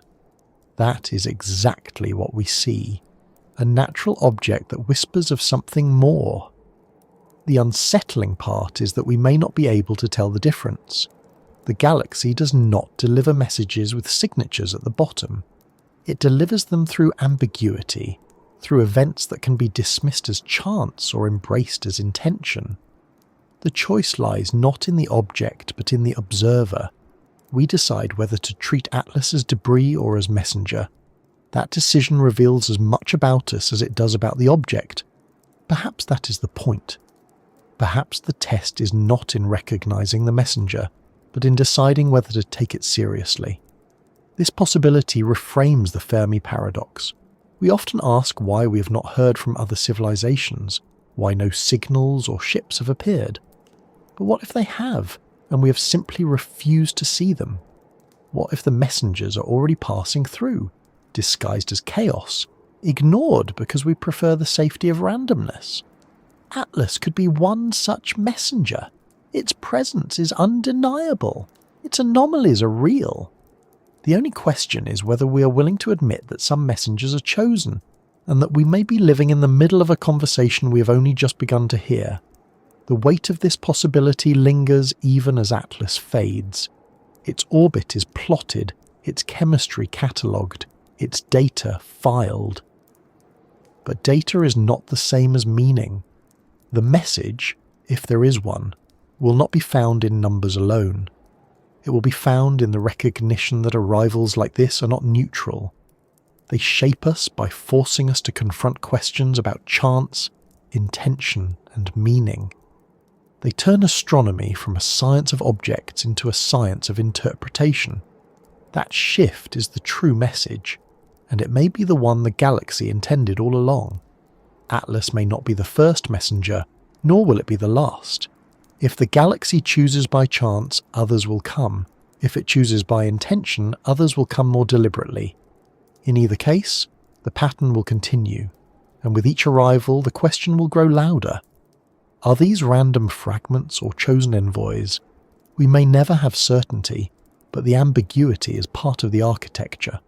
Messengers are rarely explicit. They arrive to provoke, not to resolve. Atlas has done exactly that. In the end, the notion of the galaxy choosing a messenger is less about proving intelligence and more about recognizing significance. Some objects matter because of what they reveal about physics. Some matter because of what they reveal about us. Atlas matters because it sits at the intersection, forcing us to decide whether randomness is enough or whether we must admit that meaning can arrive disguised as chaos.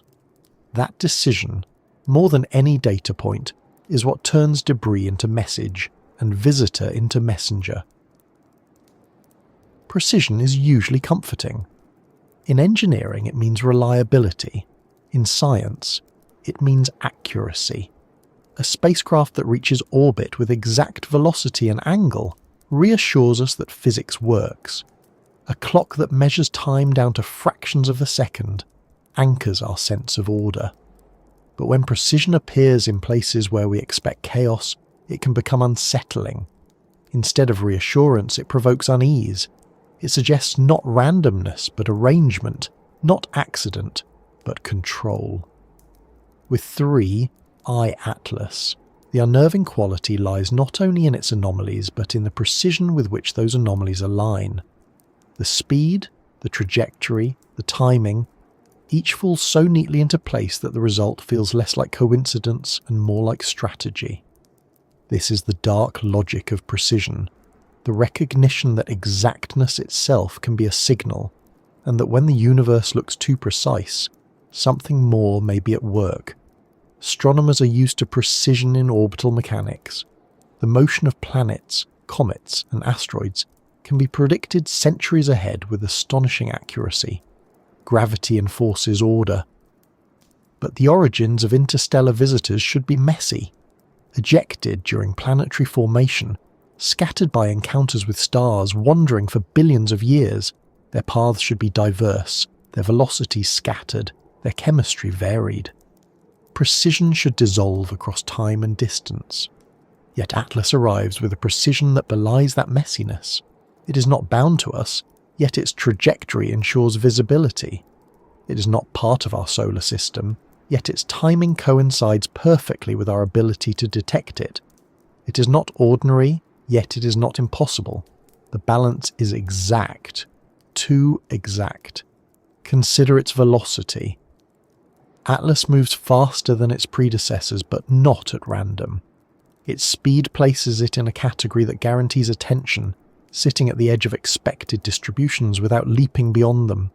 Too slow, and it might have been dismissed.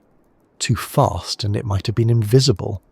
Instead, it is calibrated to provoke curiosity while remaining studyable. That calibration is precise, and it is difficult to reconcile with pure chance. Then there is its chemistry. The dominance of carbon dioxide is extreme but not absurd. It sits just within the margins of possibility, forcing explanations but never breaking them. This too is a kind of precision, an exact placement within the zone of maximum ambiguity. Scientists can argue endlessly about natural processes that might create such composition, but they cannot dismiss it outright. Again, the calibration is uncanny. It avoids closure, ensuring that debate remains open. The timing amplifies this logic. Oumuamua arrived at the dawn of interstellar detection. Borisov followed to provide contrast, and Atlas appeared just as humanity's observational tools reached unprecedented capability. This sequence is paced with precision, as if designed to build narrative tension. First the mystery, then the reassurance, then the escalation. If these were random, the distribution would not be so tidy. Randomness produces clumps and gaps, noise and silence. What we see instead resembles structure, as though the arrivals are chapters in a script written with careful intention. Precision is the pen. The unsettling part of precision is that it implies foresight. To arrange an object's trajectory across interstellar space so that it intersects with a specific civilization at a specific moment requires planning across scales we can hardly imagine. Billions of years of drift would need to be accounted for. Tiny nudges, imperceptible to us, could shape a path with incredible accuracy. This is not beyond the realm of possibility for a civilization with advanced technology, but it is so far beyond our own capacity that the precision itself becomes evidence of difference. We see not just an object, but the shadow of intelligence capable of using precision as language. Skeptics, of course, argue that precision is an illusion, that we are interpreting normal variation as calibration, that the precision we see is cherry-picked, noticed because it fits a narrative, ignored when it does not. This argument carries weight. Humans are prone to pattern recognition, seeing exactness when none exists. But even skepticism has limits. When multiple layers of precision stack, velocity, chemistry, timing, sequence, the explanation of illusion begins to stretch thin. At some point, the alignment of anomalies must be acknowledged, whether as natural architecture or deliberate design. The dark logic of precision also lies in what it demands of us. If the anomalies are random, then they can be filed away, forgotten as statistical outliers. But if they are precise, then they demand interpretation. They force us to ask what kind of intelligence would arrange such things, and for what purpose. Precision is not neutral, it always points toward intent. A straight line in a desert is not chance. A circle carved into stone is not accident. When the universe presents us with precision in contexts where we expect chaos, it demands that we at least consider the possibility of message. History reminds us that precision often precedes revelation. The orbits of planets, once seen as chaotic, were revealed by Kepler to follow precise ellipses. The spectra of stars, once thought to be random, turned out to carry precise fingerprints of chemical composition. The distribution of galaxies, once assumed uniform, revealed filaments and voids with startling regularity. Again and again, precision has shifted our understanding of the cosmos. With Atlas, the precision lies not in conformity, but in anomaly, not in order, but in calibration. This is a darker form of precision, one that whispers of control hidden within chaos. The unsettling aspect of this dark logic is its subtlety. Atlas does not carry a plaque or a beacon. It does not scream its presence. Instead, it balances itself perfectly between ordinary and extraordinary, plausible and suspicious. It ensures debate, ensures notice, ensures curiosity. This is the hallmark of precision not as accident but as tool. The more we study it, the more the balance feels engineered. The object is neither too much nor too little. It is exactly what it needs to be. That is the logic, and that is what makes it dark. If this is design, then the precision itself may be the message. A civilization capable of arranging such arrivals may be telling us, we exist, we are capable, we see you. Not through words, but through the demonstration of control. The message is not in symbols, but in execution. To us, it looks like coincidence. To them, it is proof of precision. If that is true, then Atlas is less a comet than a demonstration, a cosmic calling card written in the language of exactness. Even if natural, the precision is still profound. It suggests that interstellar objects are not as chaotic as we thought, that galactic dynamics, star formation, and ejection processes may produce structured outcomes. The precision we see may not be artificial, but it is still meaningful. It challenges our assumptions, forces us to refine our models, pushes us toward recognition of deeper structures. In this way, even the absence of intention does not erase the presence of architecture. But the darker interpretation lingers, because once the possibility of intention is raised, the precision feels less like comfort and more like warning. If someone can arrange arrivals with such accuracy, then they possess capabilities far beyond ours. If someone can use precision as message, then they can also use it as power. The demonstration may not be benign.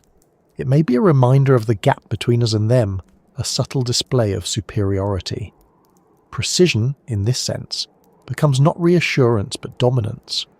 Atlas will continue its path into interstellar space, its precision fading into background noise. But the questions it raises will remain. Precision in timing, precision in velocity, precision in ambiguity, all of it challenges the safety of randomness. All of it suggests that what we are seeing may not be accident at all. And once that possibility is admitted, the universe feels different. Less indifferent, more deliberate, less chaotic, more structured. That is the dark logic of precision, the recognition that exactness, where none should exist, may itself be the message. From the beginning of astronomy, humans have been conditioned to treat rocks and ice drifting through space as leftovers. Asteroids are fragments of failed worlds, comets are dirty snowballs from the outer reaches, meteoroids are the crumbs of collisions. All of them are debris, remnants of larger processes, reminders of a violent but natural cosmos. This framing shapes how we see interstellar visitors. Oumuamua, Borisov, Atlas. Each has been treated first as debris, categorized, catalogued, and filed away under the language of leftover objects. But what if that framing blinds us to another possibility? What if some of what looks like debris is not debris at all, but technology disguised to appear as such? It is a strategy that makes sense. If an advanced civilization wanted to send probes across the galaxy, Hiding them as debris would be the perfect cover. The universe is full of rocks and ice. No one questions their presence. Debris does not attract suspicion, does not provoke fear, does not demand immediate explanation. It is background noise, and background noise is the safest place to hide. Technology disguised as debris would pass through systems unchallenged, studied only if anomalies provoked attention. For civilizations unready, it would go unnoticed. For civilizations ready, it would whisper just enough to invite suspicion. In this light, 3i Atlas begins to look less like a fragment and more like a candidate for camouflage. Oumuamua was the first to spark this suspicion openly. Its elongated shape, lack of visible coma, and unexplained acceleration was so unusual that some scientists suggested it could be artificial. The idea was controversial, but it cracked the assumption that all interstellar visitors must be natural. Borisov returned us to safety by looking exactly like a comet should. Then Atlas arrived, straddling the line. Its outgassing reassured, but its chemistry and velocity unsettled. This sequence creates the impression of a test, as though each visitor is calibrated to gauge our reaction. Too strange, then too normal, then strange again.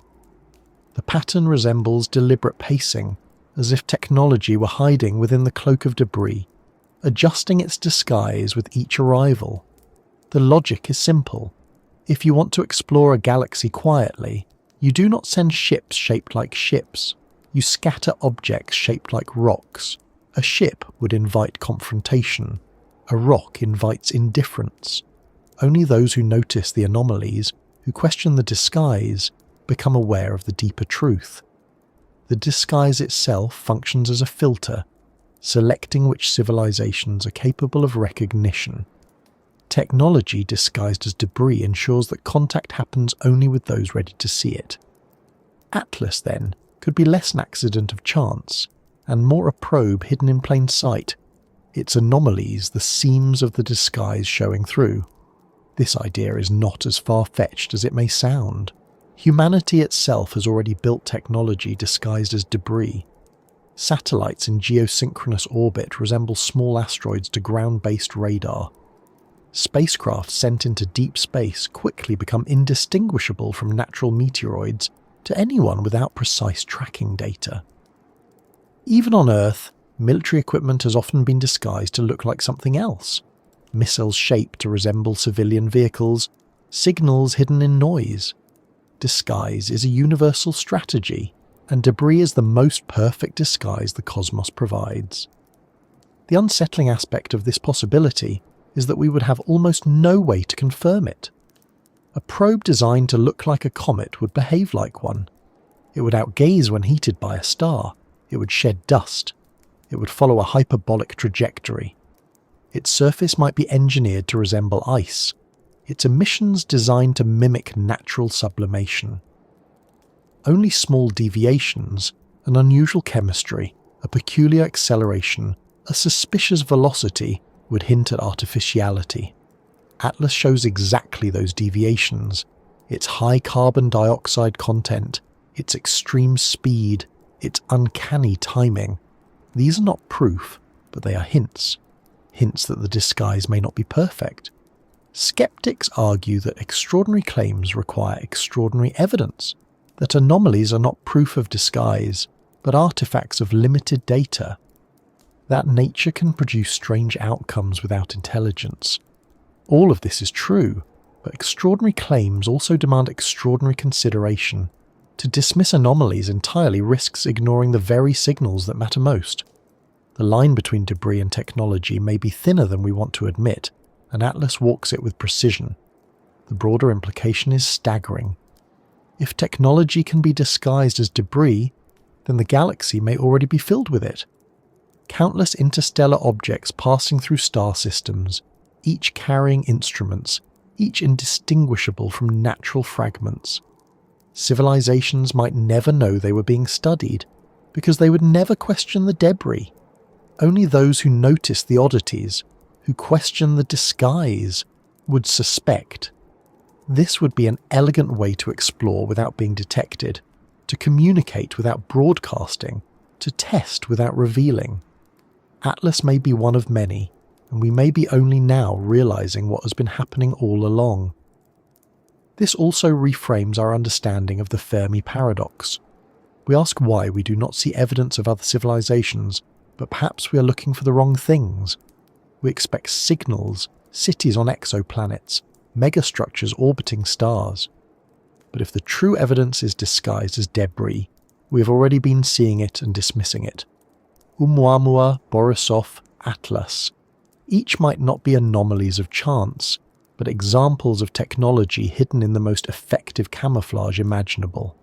We do not lack evidence, we lack recognition. Even if Atlas is natural, the suspicion it provokes is valuable. It forces us to consider that debris is not always debris, that interstellar objects might carry meaning beyond their material, that hiding technology in plain sight is a strategy we must be prepared to detect. This realization changes the way we look at every visitor to the solar system. No longer can we assume that comets and asteroids are neutral. Some may be natural, but some may be more.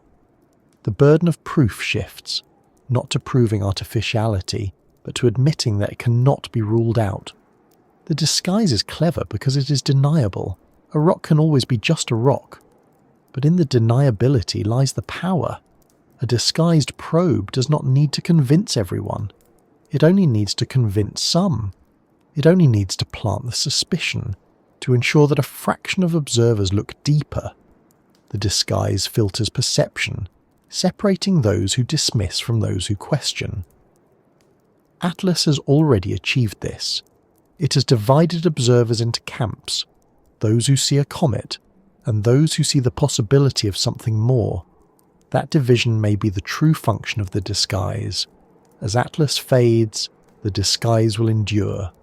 Its anomalies will remain in the data, its orbit recorded, its chemistry debated. The possibility of technology hidden within it will not be proven, but it will not vanish either.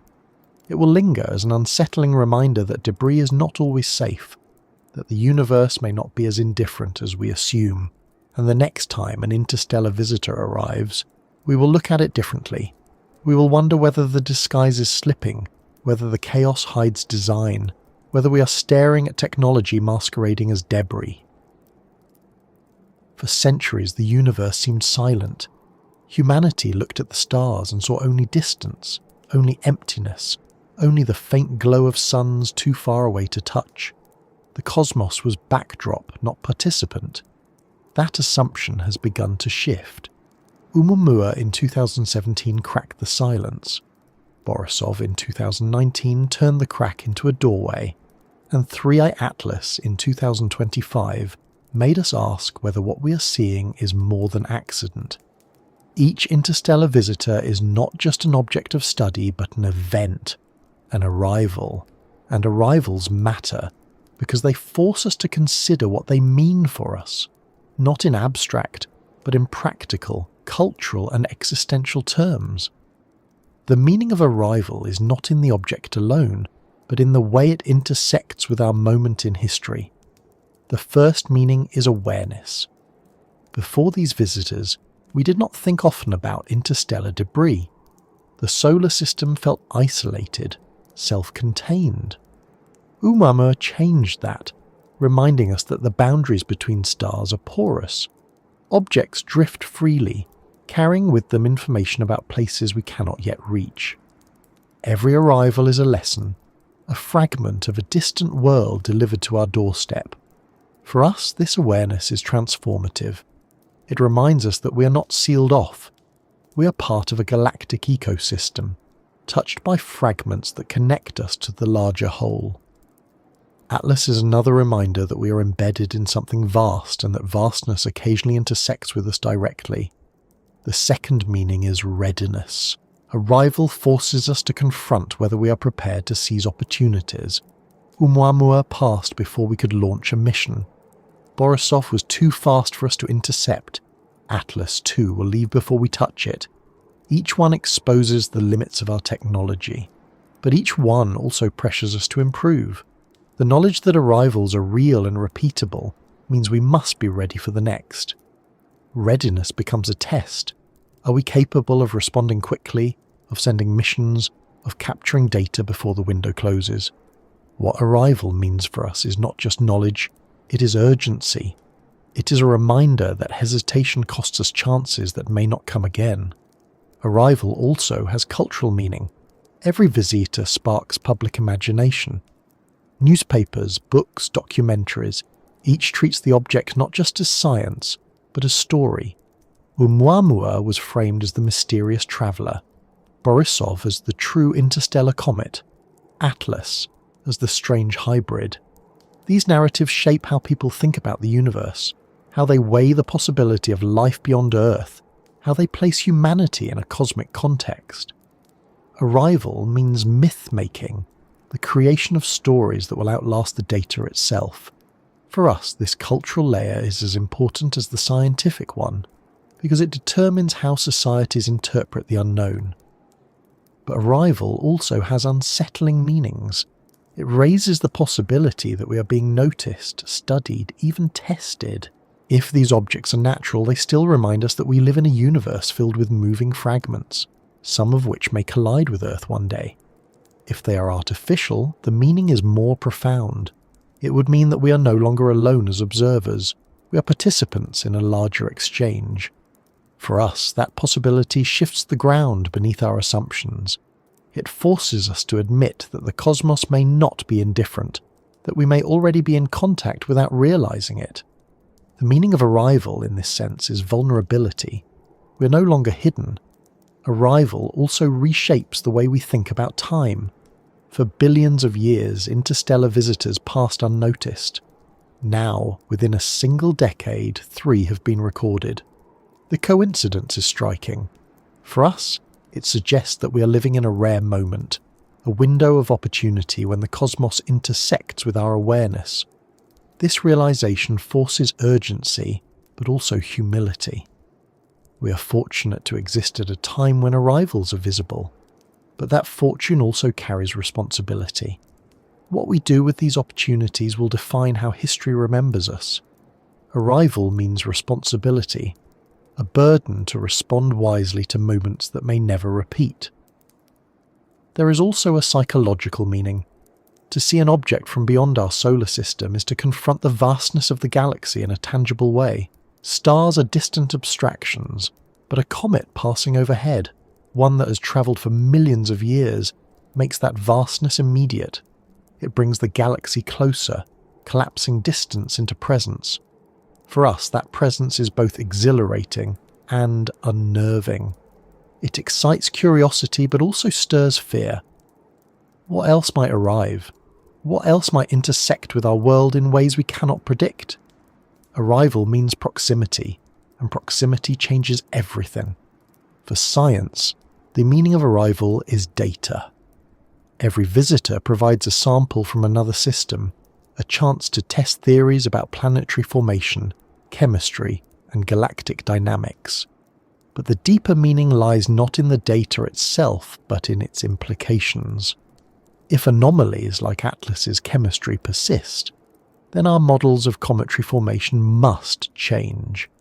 If velocities remain extreme, then our understanding of ejection processes must shift. If timing continues to align with human readiness, then we must confront whether coincidence is enough. For us, arrival means challenge. The challenge to revise, to refine, to admit that our assumptions may not hold. Arrival also intersects with imagination. Science fiction has long played with the idea of alien probes disguised as asteroids, of messengers drifting between stars, of contact occurring not through signals but through objects. When Atlas arrived, those fictions gained new resonance. Suddenly what was once speculation became plausible. The line between science and imagination blurred. For us this matters because imagination drives exploration. The suspicion that debris may not be debris motivates missions, inspires investment, and shapes the trajectory of inquiry. Arrival means inspiration, a spark that ignites curiosity beyond data. At the deepest level, though, the meaning of arrival is existential. Each visitor forces us to confront our place in the galaxy. We are no longer isolated. We are part of a traffic pattern, however sparse. We are not untouched. We are on a path that intersects with others, sometimes in ways that feel coincidental, sometimes in ways that feel chosen. For us, this means confronting the possibility that we are not observers but participants, not alone but connected. Atlas is not just an object. It is a reminder that the universe notices us, whether by chance or by design. This is what arrival means for us. Awareness, readiness, culture, vulnerability, responsibility, proximity, challenge, inspiration, and connection. Each visitor forces us to add another layer, to expand our framework, to think more broadly about what it means to live in a universe where arrivals happen. Atlas, in its brief passage, has already reshaped how we think. It has already expanded the scope of what we are willing to consider. It has already become part of our story. The meaning of its arrival will outlast the object itself, because it forces us to see differently. That is what matters most. Every explanation begins with chance.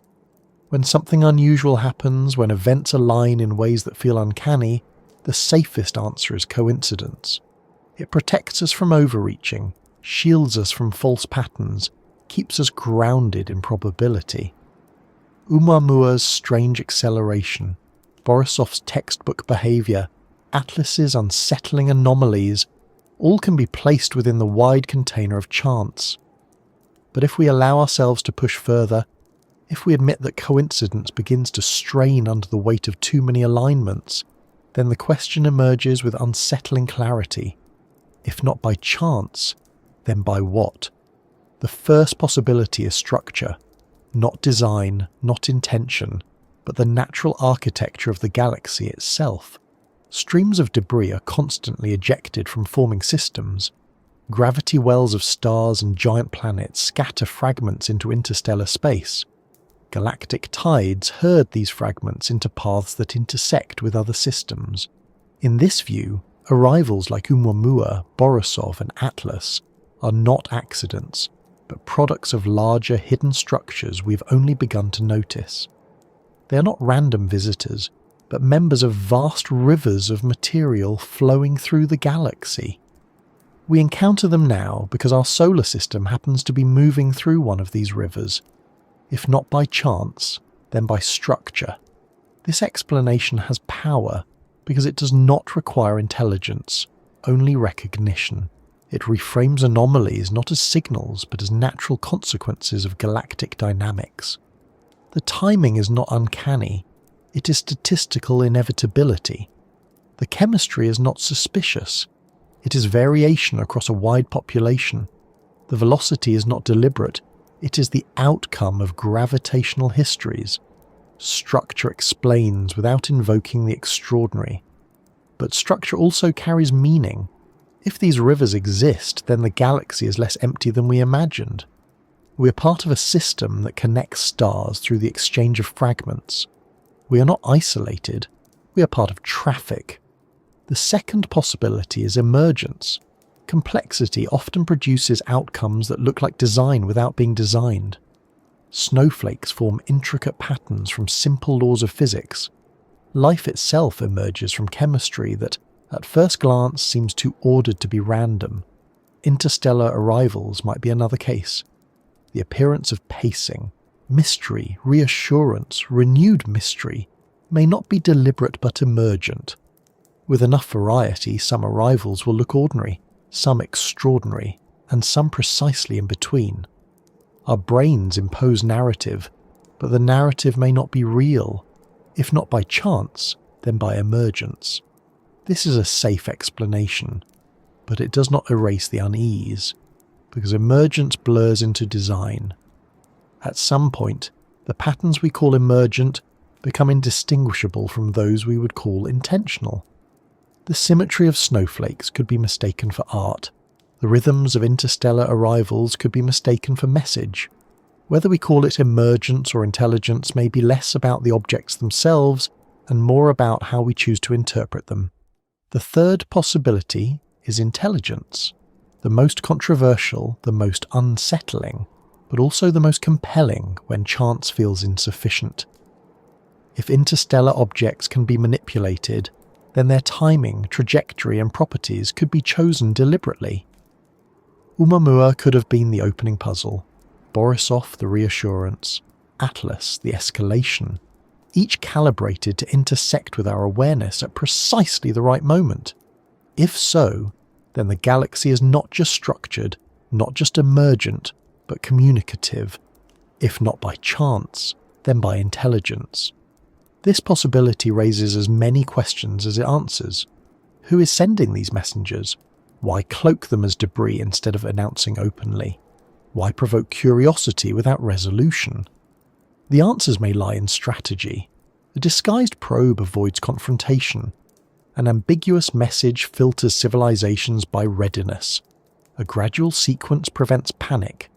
Intelligence disguised as chaos ensures that only those willing to question will suspect, while everyone else dismisses it as noise.